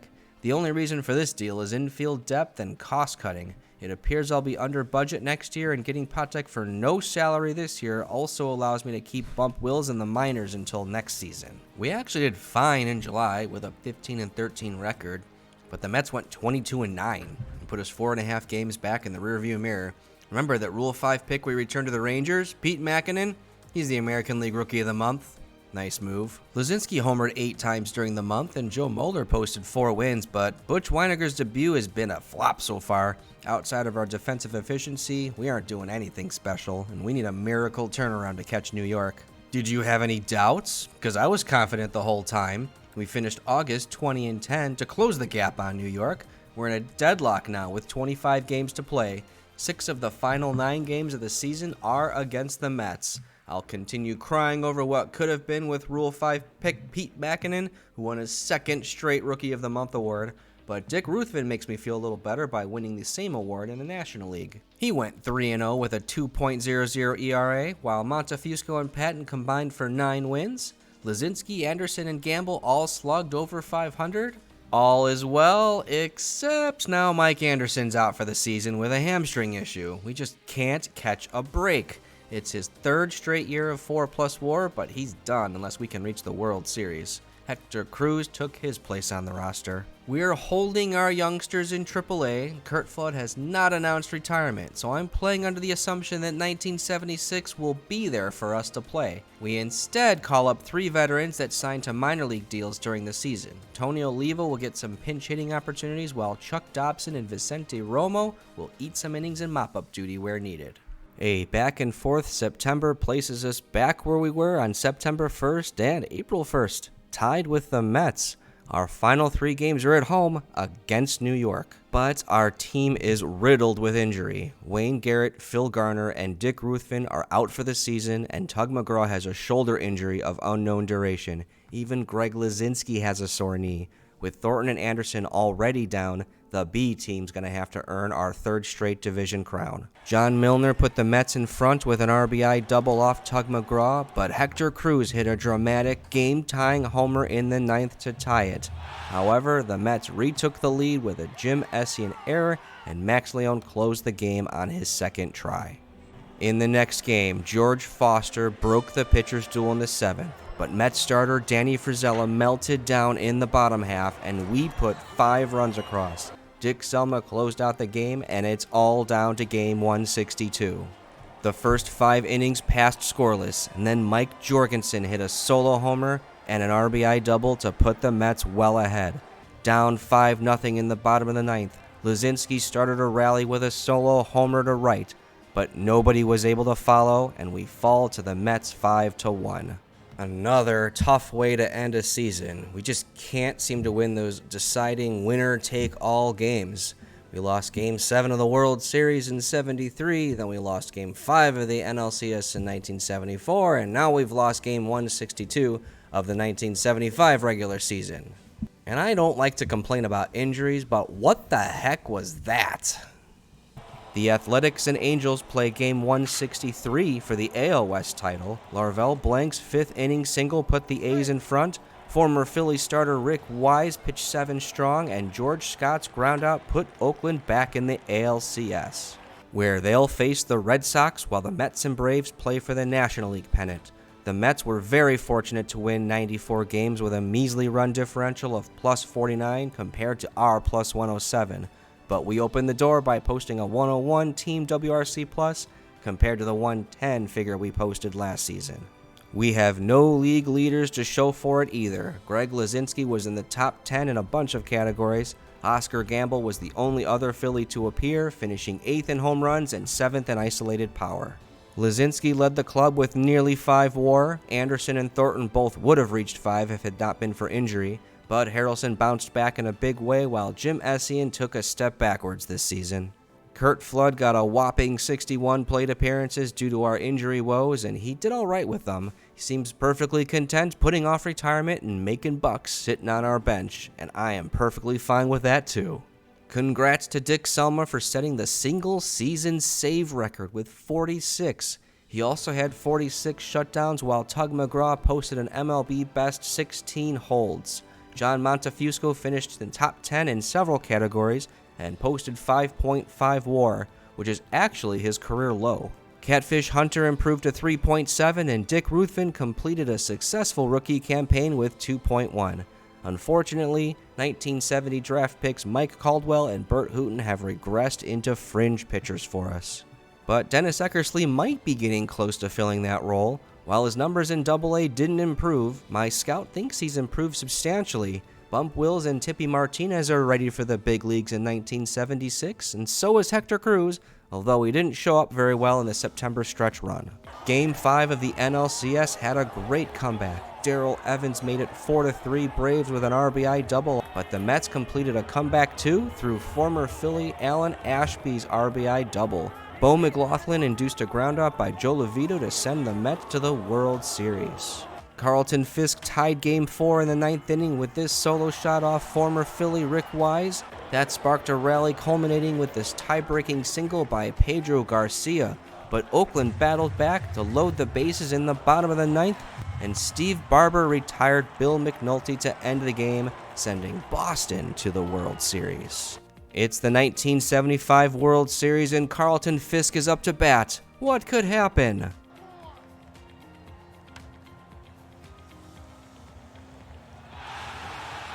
That would be all the Red Sox needed. Lynn McLaughlin pitched 8 2/3 innings and Steve Barber induced a groundout to Mike Jorgensen to break the curse of the Bambino.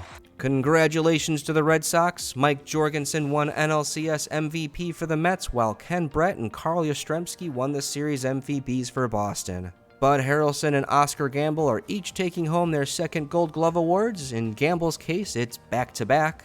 Dick Selma won his third straight National League Fireman of the Year with those record 46 saves. The White Sox pulled in a pair of awards through Raleigh Fingers and Larry Herndon, and the kid, Gary Carter, wins NL Rookie of the Year. Carlton Fisk is the American League MVP for the 4th time, and Vida Blue is now a 4-time Cy Young Award winner. Dusty Baker and John Matlack won the NL awards for the first time each. All 6 of the players we called up for emergency depth last season got their walking papers today. For Tony Oliva, this is the end of the road in baseball. Our budget is the same story as last year, increased, but at the same rate as our expense growth. We're still in the hole, even though all of our best players are bargains. Dick Selma, Dick Ruthven, Tug McGraw, Wayne Garrett, and Bud Harrelson all received huge raises. For context here, Johnny Bench and Carlton Fisk are the highest paid players in baseball at $750,000. So now what? We're going to just play another season with one hand behind my back? Yeah, I'm stubborn like that.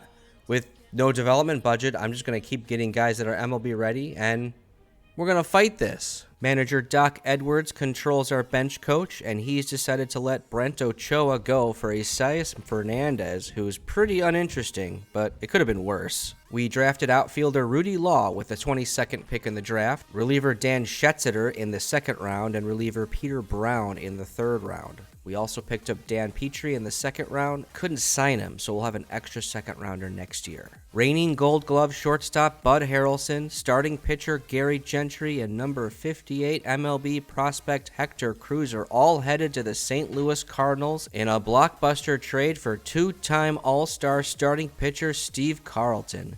Better for lefty to arrive 4 years later than never, and he'll serve as our number 2 starter between John Montefusco and Catfish Hunter. We signed catcher Butch Weiniger to a non-guaranteed 5-year extension for just $60,000 per season. My owner seems to be growing out of his penny-pinching ways. He's just added an extra $300,000 to our budget. We are now $22,000 under that budget and have flexibility. This opening day roster is our most talented so far. Second baseman Bump Wills and reliever Tippy Martinez will make their major league debuts today. The player missing from this list is left fielder Greg Lazinski, who will miss the first month of the season with a broken wrist. Jim Morris will be on the bench in his place while Curt Flood embarks on his age 38 season. Our minor league system moves up 3 places to 5th place. 2 of our top 100 prospects will graduate shortly, leaving the system pretty thin, but Dennis Eckersley made significant progress over the past 12 months and is nearly ready for the show. Opening day featured a pitcher's duel that was broken when Wayne Garrett singled home Mike Anderson in the bottom of the 8th. John Montefusco was phenomenal but tired in the 9th, prompting save champ Dick Selma to finish his first of 1976. Montefusco and Bob Moose allowed only 3 hits each in this game. We finish April a red-hot 12-3. Jim Essien hit for the cycle against the Reds and recently traded Hector Cruz, won NL Rookie of the Month as a Cardinal. We scored 5.5 runs per game while only allowing 2.5. The entire starting rotation has been dominant, but especially Catfish Hunter, who only allowed 1 earned run in 23 innings. Incredible month considering Greg Lazinski missed it all due to injury. Lazinski returned against the Dodgers on May 9th and popped up his chance to play hero in the bottom of the 9th. But he found his groove quickly and led us to an 18-10 May record, earning NL Player of the Month, while Bump Wills earned NL Rookie of the Month. Lazinski launched 8 homers and Bump Wills posted a .939 OPS during May. We're first in team OBP, OPS, WOBA, runs against, starter ERA, FIP, zone rating, errors committed, and run differential. Our 21-9 June included a 9-game winning streak. We've built a 6-game lead in the NL East, and we're on pace for 112 wins, partially thanks to rookie Bump Wills, who's already accumulated 2.3 WAR this season. Catfish Hunter and Dick Selma have ERAs under 2, and Grant Jackson's is under 1. Lazinski's 17 homers are second best in baseball, and he missed a month. Our owner is happy with our performance, and we have a shot at meeting all of our goals, but building a championship team is the only one I truly care about. Nice to keep the suits happy, though. We tied the Red Sox, Expos, and Braves for the most All-Stars with 4. In a stunning decision, Catfish Hunter was brutally snubbed from the All-Star team. Jim Lomberg, who we released in 1973, made the All-Star team with Cleveland. Selma, Thornton, and Lazinski have been here before and are very deserving. This will be Oscar Gamble's first appearance, and he's making a run for the MVP award. He's in the top 10 in home runs, slugging, OPS, runs scored, triples, total bases, isolated power, and WOBA. The American League won a 10-7 slugfest, and Dwight Evans took home the MVP award. Lazinski, Gamble, and Selma all made themselves useful during the game. This trade deadline deal puts us back in the black. Mike Caldwell goes to Atlanta for Don Kessinger and $100,000. I'm not interested in keeping Kessinger. Just give me that money. Next, we have a straight-up reliever swap with the Red Sox. Left-handed strikeout phenom Tippy Martinez heads to Boston for swingman Dennis Leonard.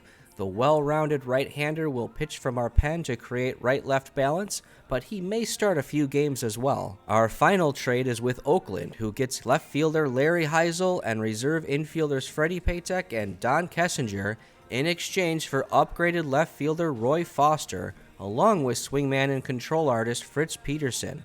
Foster's a little better hitter than Heisel and becomes my primary pinch hitter.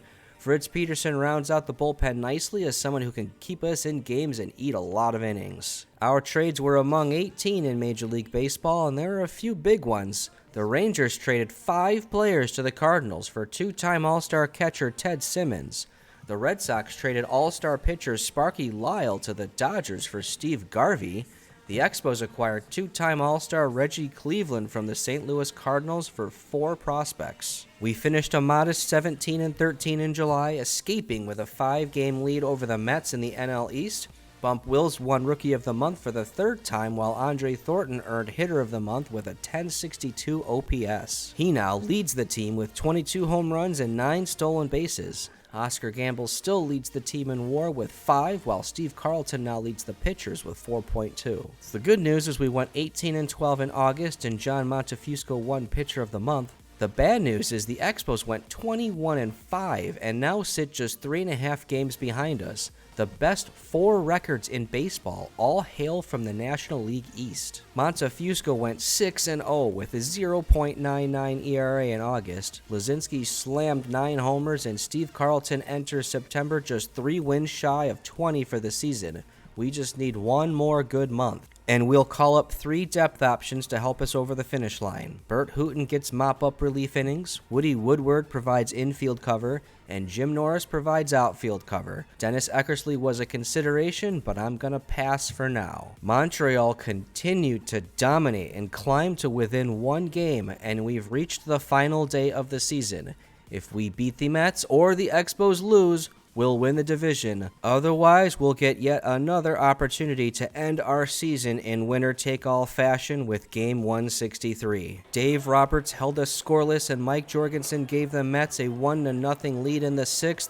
Butch Weiniger got that run back in the 7th with this double off Dave Roberts. Then Bump Wills doubled home Ed Kirkpatrick in the 8th, 2-1 with 3 outs to go, and Grant Jackson got them for us. We are back in the playoffs. Not as bad as last year, but we have lost a few notable players for the season due to injury. Jim Essien will shift to 3rd and will be without Phil Garner. We'll also have to ask more of Ed Kirkpatrick to back up the outfielder positions without trade deadline acquisition Roy Foster. The AL West finished in a 3-way tie. Jeff Burroughs of the Rangers homered to left, Tom Griffin pitched 7 shutout innings, and Gene Garber retired Pat Kelly to eliminate the Royals. So the Rangers host the Twins in Game 164. Tom Grieve put the Rangers up 3-1 with this rope to right, and the Rangers pounded out 8 runs and 13 hits to reach their first ever postseason. So we survived the Expos' onslaught and advanced to the postseason with an impressive 104 wins.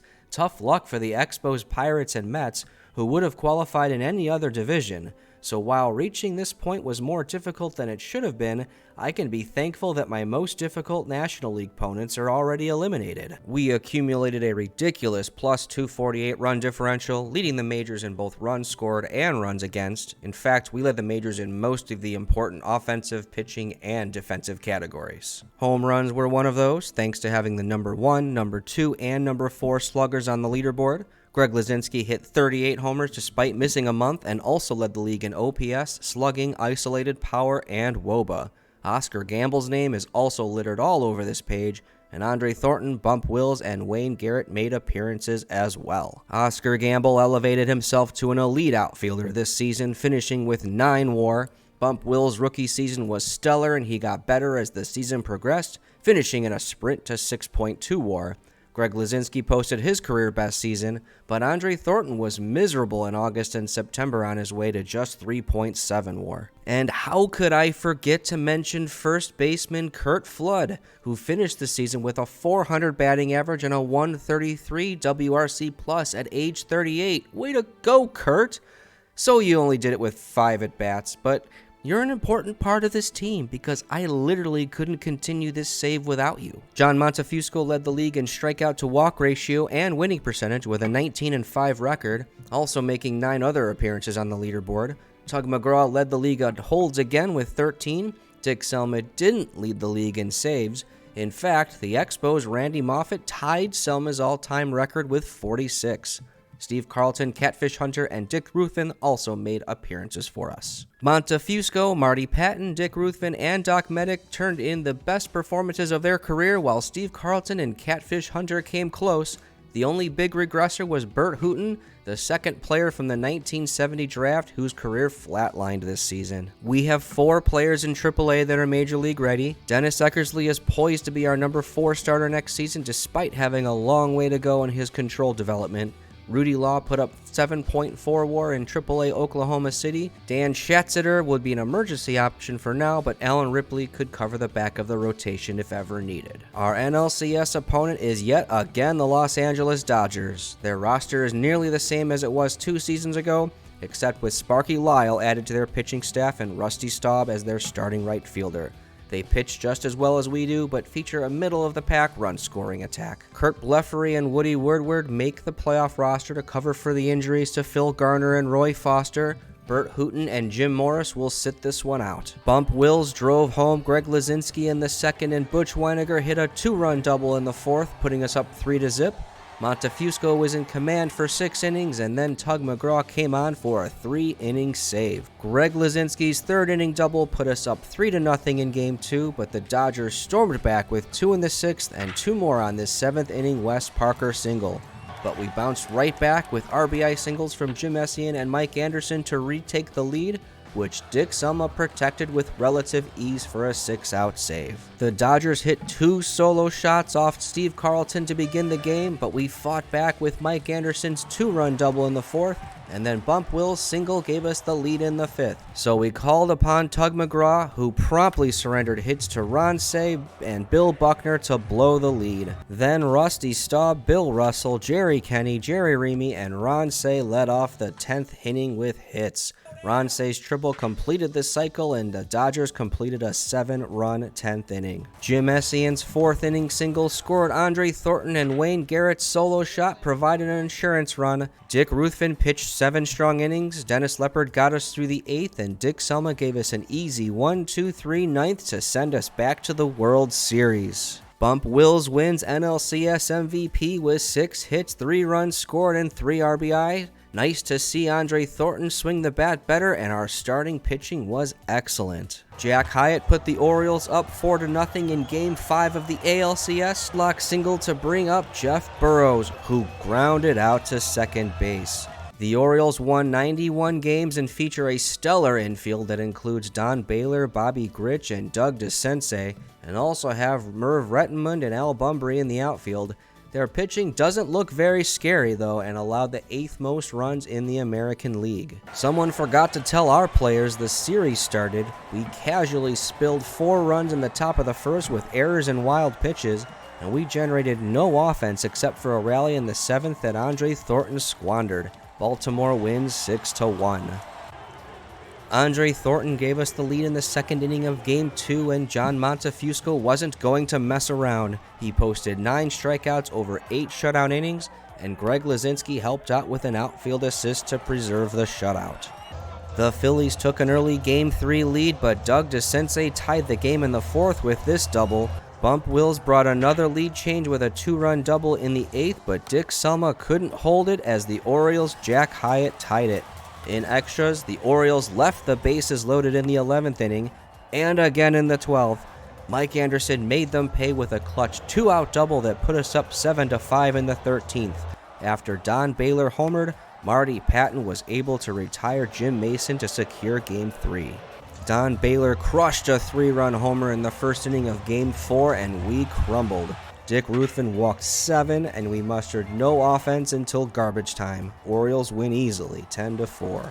Did you forget that we have home run hitters? Me too. Andre Thornton reminded me in the 1st, then Greg Lazinski in the 6th, and Thornton again in the 7th inning. This is fantastic. Joe Moeller got Bobby Grich to end it, and we are going home only 1 win away. And John Montefusco has the ball for Game 6. You know what happens when John Montefusco has the ball in the World Series clinching game? He blows it. The inferior Orioles crush us in the World Series game for the 3rd time. Jim Palmer reaches base on an error to make it 2-0 Orioles, which allows Bobby Grich to drive in 2 more unearned runs. Merv Rettenmund made it 6-1 with a 2-run homer off Tug McGraw, and things were looking bleak. But we got those 2 runs back through Greg Lazinski and Bump Wills. Mike Anderson and Sonny Jackson set the table in the 9th, but Wayne Garrett grounded into a double play that was mishandled by the shortstop. Andre Thornton flew out to right field, bringing up badly slumping Oscar Gamble with 2 on and 2 out in the bottom of the 9th of Game 7 of the World Series.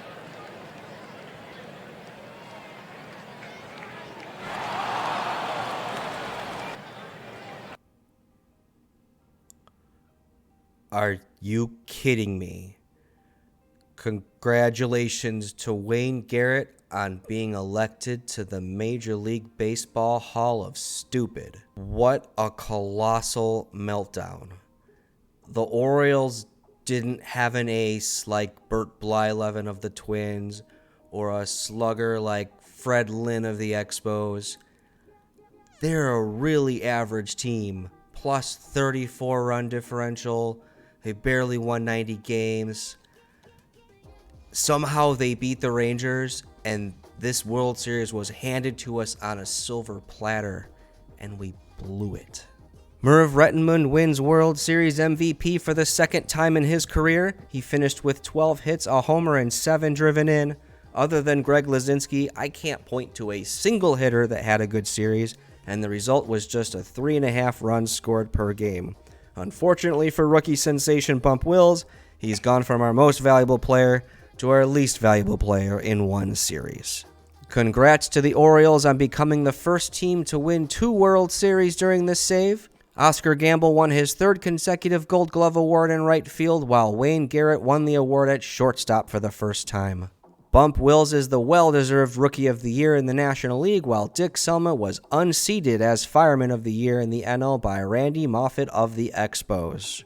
Make it 5 Cy Youngs for Vida Blue and 4 for Tom Seaver, who suffered a torn elbow ligament at the end of the season. Fred Lynn is now a 2-time MVP winner, beating out Oscar Gamble, while the Rangers' Bill Madlock is the MVP in the American League. I have fired manager Doc Edwards. Despite 4 consecutive seasons of 92 wins or better, he demanded even more control of the coaching staff, and I will not tolerate any more awful hires. Former White Sox pitcher Orville Grove will be my new manager. His relationships with the players won't be as strong as Edwards, but he's far superior in his development ratings, and he doesn't demand as much control over our strategy. And because of that hire, we can clean house in the coaching staff. We've brought on big upgrades at bench coach, hitting coach, and first base coach. We released the 3 players called up last September. Woody Woodward, Jim Norris, and Kurt Blefary will try to latch on somewhere else. While our owner is generally happy with our performance and increased our budget, our players' salaries continue to increase at a higher rate,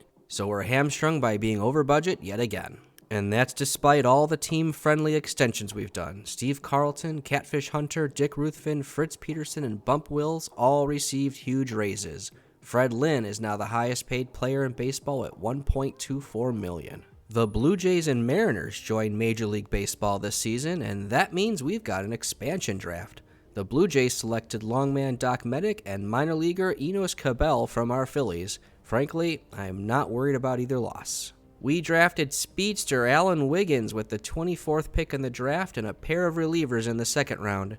Unfortunately, there weren't any Major League ready players available, and we probably won't see these players reach the show in time. We drafted Dick Davis in the Rule 5 draft, though his chances of making our opening day roster are remote. So lightning does strike twice. We received an increased budget and now have money available to maneuver.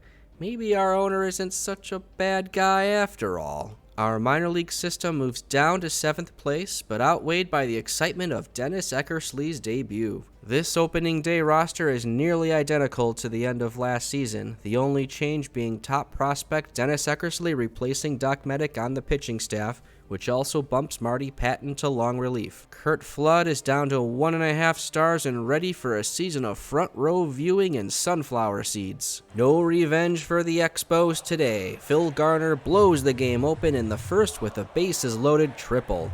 Montefusco pitched into the 9th masterfully, and we start the season with an easy 6-1 win. We had a decent 10-7 April, which allows the Pittsburgh Pirates to take the NL East lead. Dennis Eckersley won Rookie of the Month despite a 4.66 ERA. Our pitching was outstanding again, but our run-scoring slump from the end of last season has continued. Wayne Garrett, Oscar Gamble, and Andre Thornton all posted WRC pluses, well under 100, and we're 10th in runs scored. Our bats heated up in May, and this Greg Lazinski homer on Memorial Day helped us defeat the Pirates 12-7 and draw even in the standings. We lost the following day to conclude a 16-13 month of May, leaving us 1 game out of first and just 1 ahead of the Montreal Expos. The bats are waking up, and our best hitter has been Phil Garner, who's pairing a 139 WRC plus with fantastic defense at third base.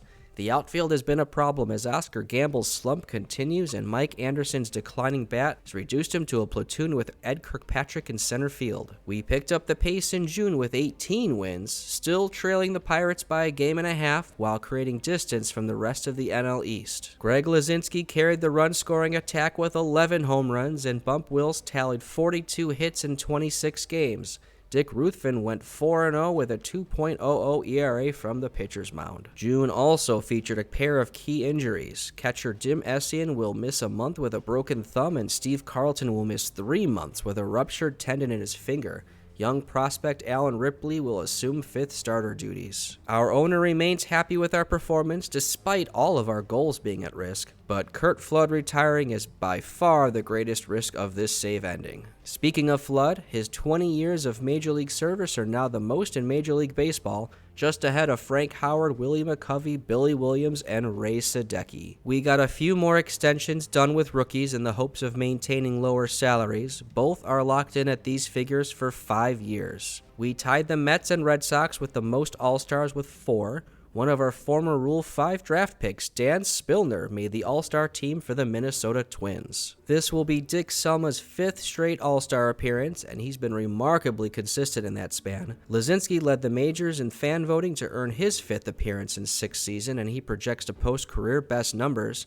It's Montefusco's 3rd appearance and 1st since 1974, while 8-0, Dick Ruthven earns his 1st appearance. The National League wins 6-1 with Mike Schmidt winning the MVP award. Ruthven, Montefusco, and Selma combined for a perfect 2 2/3 innings. We've traded Bert Hooton to the Baltimore Orioles. He was unusable at this point. Willie Davis is acquired in the deal, and he won't take the field for us. The real prize is $250,000 in cash. And we'll rinse and repeat that move. Now Willie Davis is headed to Minnesota for Darrell Chaney and more cash. don't get attached to Cheney either, because he's traded to San Francisco alongside Roy Foster and Ed Glynn for switch-hitting outfielder Ken Henderson. Henderson is out injured for a couple of days, but he'll challenge Oscar Gamble for playing time against left-handed pitchers. For our final trade, we swap utility men with the Yankees, using the rest of our excess cash as the bait. Ironic, right?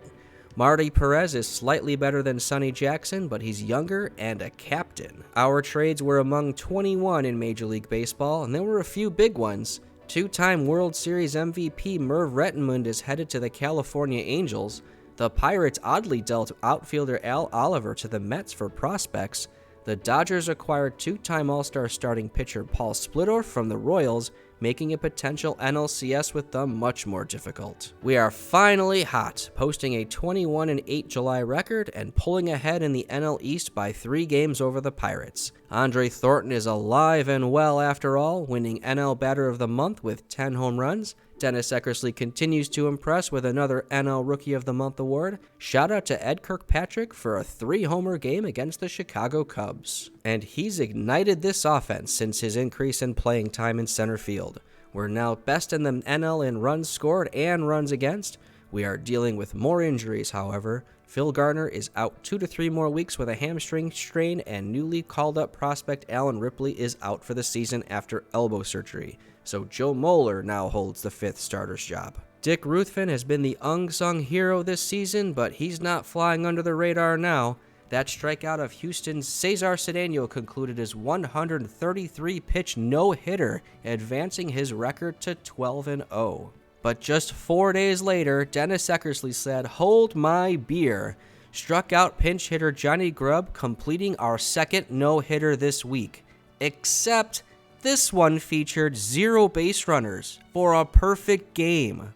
And those performances spearheaded a solid 19-9 August. We've extended our NL East lead to 9.5 games, which means we should be able to cruise to a division title for the first time in this save. Oscar Gamble posted an 1100 OPS, and Catfish Hunter went 5-0 with a 1.09 ERA during the month. Steve Carlton is due to return for the start of the playoffs, while the position players are all back at full strength. We're calling up 4 players for September expansion. Jim Harding was the part of the Orioles bullpen who beat us last season, and he has a chance to make the postseason roster. Dick Bozeman and Dave Boswell will give us mop-up innings, and youngster Todd Cruz is a reserve infield option with a great glove. Andre Thornton was able to put down the Pirates' resistance with this walk-off home run, and he was at it again, putting us in front with his 41st home run of the season, allowing Dennis Leonard to seal our division title in Montreal. We finish with 103 wins and will face the 101-win Dodgers, while the Red Sox and Twins will meet in the ALCS. We suffered one key injury during the month. Ken Henderson unfortunately will miss the postseason with a strained hamstring. It's always our trade deadline acquisitions. Our league best plus 243 run differential narrowly edged out Boston's plus 205 mark. We led all of baseball in hitting walk rate, pitching walk rate, runs allowed, pitcher WAR, and defensive efficiency. We finished worst in stolen bases and hitter strikeout rate. Shows you how much those matter. Congratulations to our leadoff hitter Wayne Garrett for leading the league with 107 walks. Greg Lazinski and Andre Thornton's names appear in the top 10s regularly, but the rest of the board is dominated by Cleveland's Buddy Bell and Andre Dawson. Andre Thornton rebounded nicely from his slow start to finish with 6.6 WAR and a team-high 42 homers and 130 runs scored. Greg Lazinski hit 39 homers to finish with 6 WAR.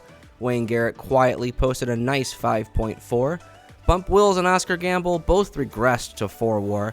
That's hardly something to complain about. Garner, Weiniger, and Kirkpatrick come in with 3 each. Curt Flood still hasn't announced retirement and got a fair amount of pinch hit duty this season, and he did okay with it, posting a positive WAR for the first time since 1973. Atta boy! If he somehow stays past this season, I might be able to sign him to another extension. Tug McGraw led baseball with 17 holds, while John Montefusco, Dennis Eckersley, Catfish Hunter, and Dick Selma all made leaderboard appearances. John Montefusco is so consistent. It's another 6 WAR season. Catfish Hunter finished with 4 but got roughed up in September. Steve Carlton posted near 3 in just half a season. Dick Ruthven posted 2 despite finishing with a 16-2 record. Dick Selma, Joe Moeller, Dennis Leonard, and Grant Jackson all had great seasons in the pen. Tug McGraw seemed like he was always getting hammered, but somehow finished with .9. Down on the farm, Rudy Law dominated AAA and is not so patiently waiting for his call up to the show. Alan Wiggins' debut was, well, below A replacement level.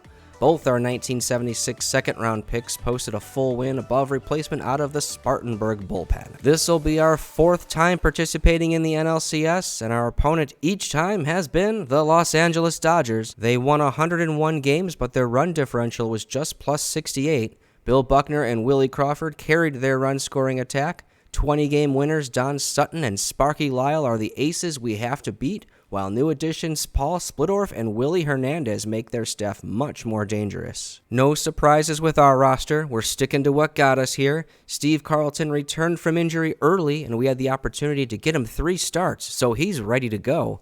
Joe LaHood makes the postseason roster as the 5th outfielder due to Ken Henderson's injury. Phil Garner completed the cycle in Game 1 with a double in the 2nd, a 3-run homer in the 4th, a triple in the 7th, and a single in the 8th, and we cruised to an easy 11-4 win. We got solo shots from Jim Essien in the 5th and Andre Thornton in the 8th of Game 2. Dennis Eckersley pitched 6 2/3 scoreless, and Joe Moeller put us up 2-0.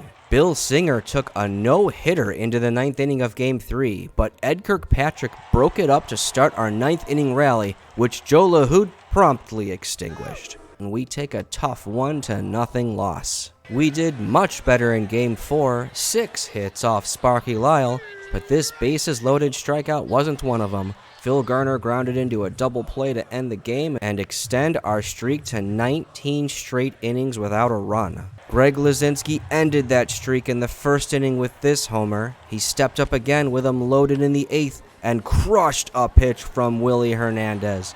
Bill Russell's ground out made it official. We are back in the World Series. Those 2 home runs earned Greg Luzinski the NLCS MVP. A lot of guys could have taken it statistically, but breaking the scoring streak gave the team a huge lift in Game 5. Butch Weiniger and Catfish Hunter are the 2 players we need to get going in the World Series. The Twins and Red Sox also went to Game 5 of the ALCS, where 2-time Cy Young winner Bert Blyleven received an awful bruising. Carl Yastrzemski led the game off with a homer, then Carlton Fisk, Greg Nettles, and Art Howe followed suit to put the Red Sox up 8-1. They turned to our former prospect Tippy Martinez, and we'll see him in the World Series. The Red Sox won 97 games and feature 4 above-average starters, the aforementioned Tippy Martinez in the pen, and the most lethal offense in baseball. Carlton Fisk is a premium hitting catcher, while Cecil Cooper, Dwight Evans, Ben Ogilvy, Carl Yastrzemski, Rico Petrocelli, and Art Howe all hit 18 homers or more. We're catching a break, though, with all-star center fielder Juan Beniquez out for the series with a broken thumb. Perhaps starting Game 1 of the World Series was too much for rookie Dennis Eckersley. He surrendered 3 home runs and left injured with biceps tendonitis. But you know what? We got 4 homers from Andre Thornton, Mike Anderson, Ed Kirkpatrick, and Oscar Gamble. And our bullpen was able to hold the 8-5 lead to win Game 1. Greg Nettles' 2-run single capped a 4-run first for the Red Sox in Game 2.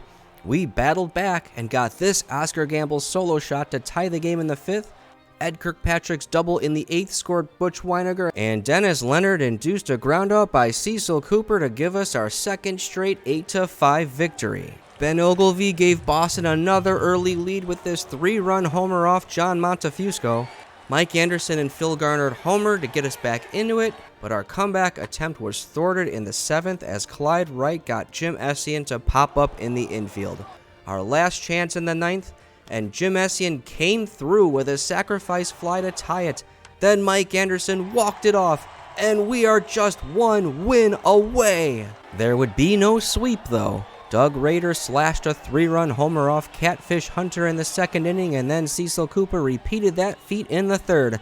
That lead was too much to overcome, and Boston lives to fight in Game 5, where the Red Sox hammered our pitching staff again. Carl Yastrzemski homered in the 5th to tie the game and the 7th to put the game out of reach. Tippy Martinez brings the Red Sox home halfway to their comeback. The Red Sox made mincemeat of Steve Carlton with home runs by Cecil Cooper, Doug Rader, and Ben Ogilvy. We're now 0-6 in World Series clinching games, and now we're on the brink of the unthinkable. Cecil Cooper hit another homer in the first for the Red Sox, but Phil Garner put us in the lead with a 2-run double, and Butch Weiniger followed it up with an RBI single. We gave Dick Selma the ball in the 8th, and Ben Ogilvy greeted him with an RBI double, but was thrown out at 3rd. So we head to the 9th, where Dick Selma struck out Carlton Fisk to lead off, got Doug Rader to ground out, but then walked Greg Nettles to bring up Art Howe.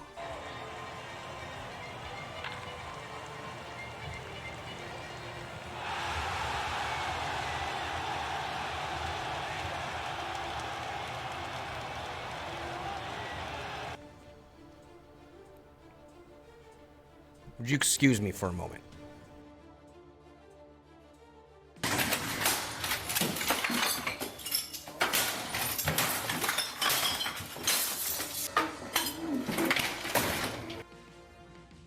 So we go to extra innings, nothing doing in the 10th inning, the 11th inning, or the 12th inning, and with neither bullpen looking ready to budge, Oscar Gamble smashed a home run off Tippy Martinez to lead off the 13th.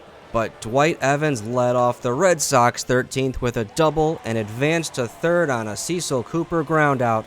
Ben Ogilvy grounded it to Bump Wills, who came home and got the runner.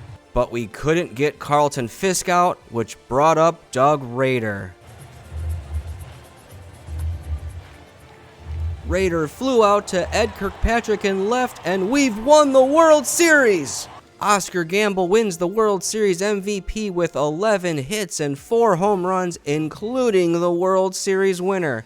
Long may you live as a legend in the eyes of the Philly fanatics. Butch Weiniger also gets a shout out for his 12 hits during the series. Congrats to our Phillies on our first ever World Series championship in nearly 100 years of existence as a National League franchise. And that means we've won the challenge. Barely. How about a little post-mortem suspense? Curt Flood has announced his retirement from baseball. We'll never know if he still would have retired had we lost Game 7, but it seems the entire challenge just came down to that last game. Oscar Gamble won his 4th consecutive Gold Glove Award in right field, while Wayne Garrett won the award at shortstop for the 2nd straight season. And for the 2nd straight season, the NL Rookie of the Year is a Philly. This time it's Dennis Eckersley. Ellis Valentine wins the award in the AL as part of the vaunted Cleveland offense. Raleigh Fingers takes home his 3rd Fireman of the Year award, and Mike Marshall edges out Dick Selma in the National League. It's fitting that our offensive cornerstone of the save, Greg Lazinski, wins the National League MVP award in our last season at the helm. He barely beat out Dave Parker and Andre Thornton. In fact, Parker had more first-place votes. Buddy Bell easily wins with his 11 WAR in the American League. Bert Blyleven and Don Sutton both win their 3rd Cy Young awards, and both can share in the misery of getting pummeled in Game 5 of their respective LCSs. In review, our first 3 seasons featured a lot of losing, but it all came together at once, and we were World Series contenders every season starting in 1973. We were able to gradually build around our starting core of prospects as there was no fear of losing them through free agency. By the end, our winning percentage was a very respectable .527, and we got to the World Series we came for just in time. You could say the team of the save was the Baltimore Orioles with their 2 championships in that span, though the Red Sox also have an argument by virtue of their 5 division titles. Carlton Fisk was the catcher of the decade in this universe, not Johnny Bench. 4 MVP awards, and breaking the curse of the Bambino will do that for your career. We never had to face Vida Blue, but I'm sure it wouldn't have been a pleasant experience. He's already got a Hall of Fame resume at age 28. Bert Blyleven famously dominated us during the 1973 World Series and compiled 3 Cy Young awards, and we almost had to face him again in 1977. We saw way too much of Tom Seaver, who owned us in the early seasons. He has 5 Cy Youngs, but his Mets haven't been able to win a World Series ring. I'd like to think that's because of us. We also saw a lot of Don Sutton in our 4 NLCS matchups with the Los Angeles Dodgers, and surprisingly, we hit him really well. His postseason record is just 2-5 with a 5.93 ERA, but his 70 WAR, 3 Cy Young Awards, 8 All-Star appearances, and World Series ring makes him Hall-worthy. On to our heroes. It took quite a while to get our 1971 first-round draft pick to the majors, but Dennis Eckersley sure rewarded us once he got there. In only one season, he delivered 3 WAR, a perfect game, 2 postseason wins, and the Rookie of the Year award. I am sure great things are in store for his Phillies career. When I was drafting Bump Wills, I was thinking high floor, low upside. Boy, did he prove me wrong with 11 WAR over 2 seasons at second base, the 1976 Rookie of the Year award, and the 1976 NLCS MVP award. Except for getting picked off to end the 1976 World Series, Wayne Garrett was excellent for us. He gave us a great glove at short and a big on-base percentage for the sluggers in the middle of our batting order. Tough to let Don Money go to acquire him, but 100% worth it. Mike Anderson's glove meant so much for us throughout the save, especially with all the extreme fly ball pitchers we were running out there. He made the diving catch to preserve our 1973 NLCS win and earned a Gold Glove award in center field. Definitely a step up from his real-life performance. The Phillies' fortunes changed the moment we drafted John Montefusco with the 3rd overall pick in 1972. We inserted him as our ace from day one, and he never let that go, amassing 31 WAR through his age 27 season. It was also great to see him shake the postseason struggles earlier in his career. Time will tell whether he earns a Cy Young award to go along with all those All-Star appearances and World Series ring, but the Hall is calling if he keeps it up. For a long time, I didn't think Andre Thornton would fit on this team. First because Greg Lazinski was blocking him at first base, and then due to injuries early in his career. But moving Lazinski to left field worked out fine, and Thornton gave us a pair of All-Star appearances. Our original blue chip prospect, a run-scoring attack revolved around Greg Lazinski the second he was called up in 1971.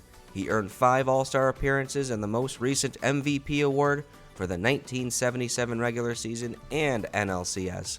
We'll miss ya, Bull. It took Oscar Gamble a while to earn his place, but he became Mr. Reliable from 1973 onwards. 4 Gold Gloves in right field, 1 All-Star appearance, a near MVP award, and that 13th inning home run in Game 7 of the 1977 World Series. One of the first major decisions I had in this save was whether to use Dick Selma in the rotation or out of the bullpen. The bullpen choice seemed like the wrong one for the first few seasons, but it was eventually rewarded by 3 Fireman of the Year awards, 5 All-Star appearances, and being the brief holder of the all-time single-season saves record. While Selma almost ended up as the GOAT of this save, blowing the Game 7 lead, we were able to bail him out and preserve his place as the dominant closer for the Phillies of the 1970s. Grant Jackson is our longest tenured Philly, having joined the club back in 1965. He was here for all of the bad times, and there were many, and he was here to hoist the trophy at the end. Never a dominant force, but very reliable, getting left-handed hitters out in middle relief throughout the save. Now to a few players from the 1969 trade that launched this save. Dick Allen spent 5.5 seasons in St. Louis before getting traded to the Detroit Tigers. His last All-Star appearance was in 1970. Since then, the prize of the Curt Flood trade has been a major disappointment in both cities. Willie Montanez stayed with the Cardinals through the 1977 season in this universe, having never been the player exchanged to the Phillies in compensation for Curt Flood's refusal to move. He's had 8 serviceable but uninspiring seasons as a Cardinal, and not someone we regret losing. Tim McCarver retired after the 1975 season and did enjoy moderate success with the Orioles after we traded him, but we were plenty happy with our new catcher tandem of Jim Essien and Butch Weiniger. Enjoy your broadcasting career, Tim. Joe Horner also retired after the 1975 season. He didn't do much of anything after we traded him back to the St. Louis Cardinals in 1970, except for messing up their chances to win the World Series in the 1971 postseason. Curt Flood compiled 44 career WAR and an 8th Gold Glove award in this universe that anchored our outfield in 1970 through 1972 before Mike Anderson took over. He accumulated 6 extra wins above replacement compared to real life, and earned over $700,000 extra by continuing to play into the 1970s. And most importantly, he collected his third World Series ring. My best trade of this save was acquiring Phil Garner from the Tigers, which netted me an 18 extra WAR. Getting rid of Larry Boa for Bud Harrelson also got me 11. My worst deal was my very first one, moving Darren Johnson out of necessity for a minor leaguer that would barely contribute. This one cost me 5 WAR. The acquisition of Tug McGraw cost me nearly 5 as well, since Alan Ashby continued to play well in New York. So a few of my personal takeaways. Variable deadline challenges are fantastic. I love how it keeps the length of the save reasonable, but it also keeps you honest since you actually don't know when it's going to end. I wonder if it perhaps would have been better if I couldn't influence Flood's retirement timeline, or I could probably put house rules around extensions in place, but since I employed them, I probably should have started sooner.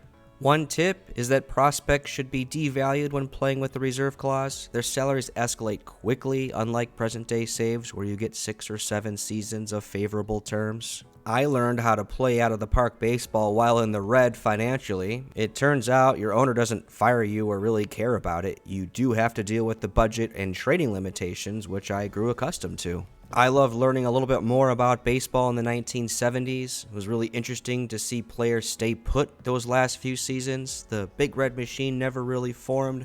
There's no Yankees dynasty. The A's were able to stay together, but they could only deliver one trophy. But it was also fun playing against the likes of Roberto Clemente, Hank Aaron, Willie McCovey, etc. Now, on the other hand, if free agency is your favorite part of playing out of the park baseball, you're not going to like playing in the reserve clause era too much.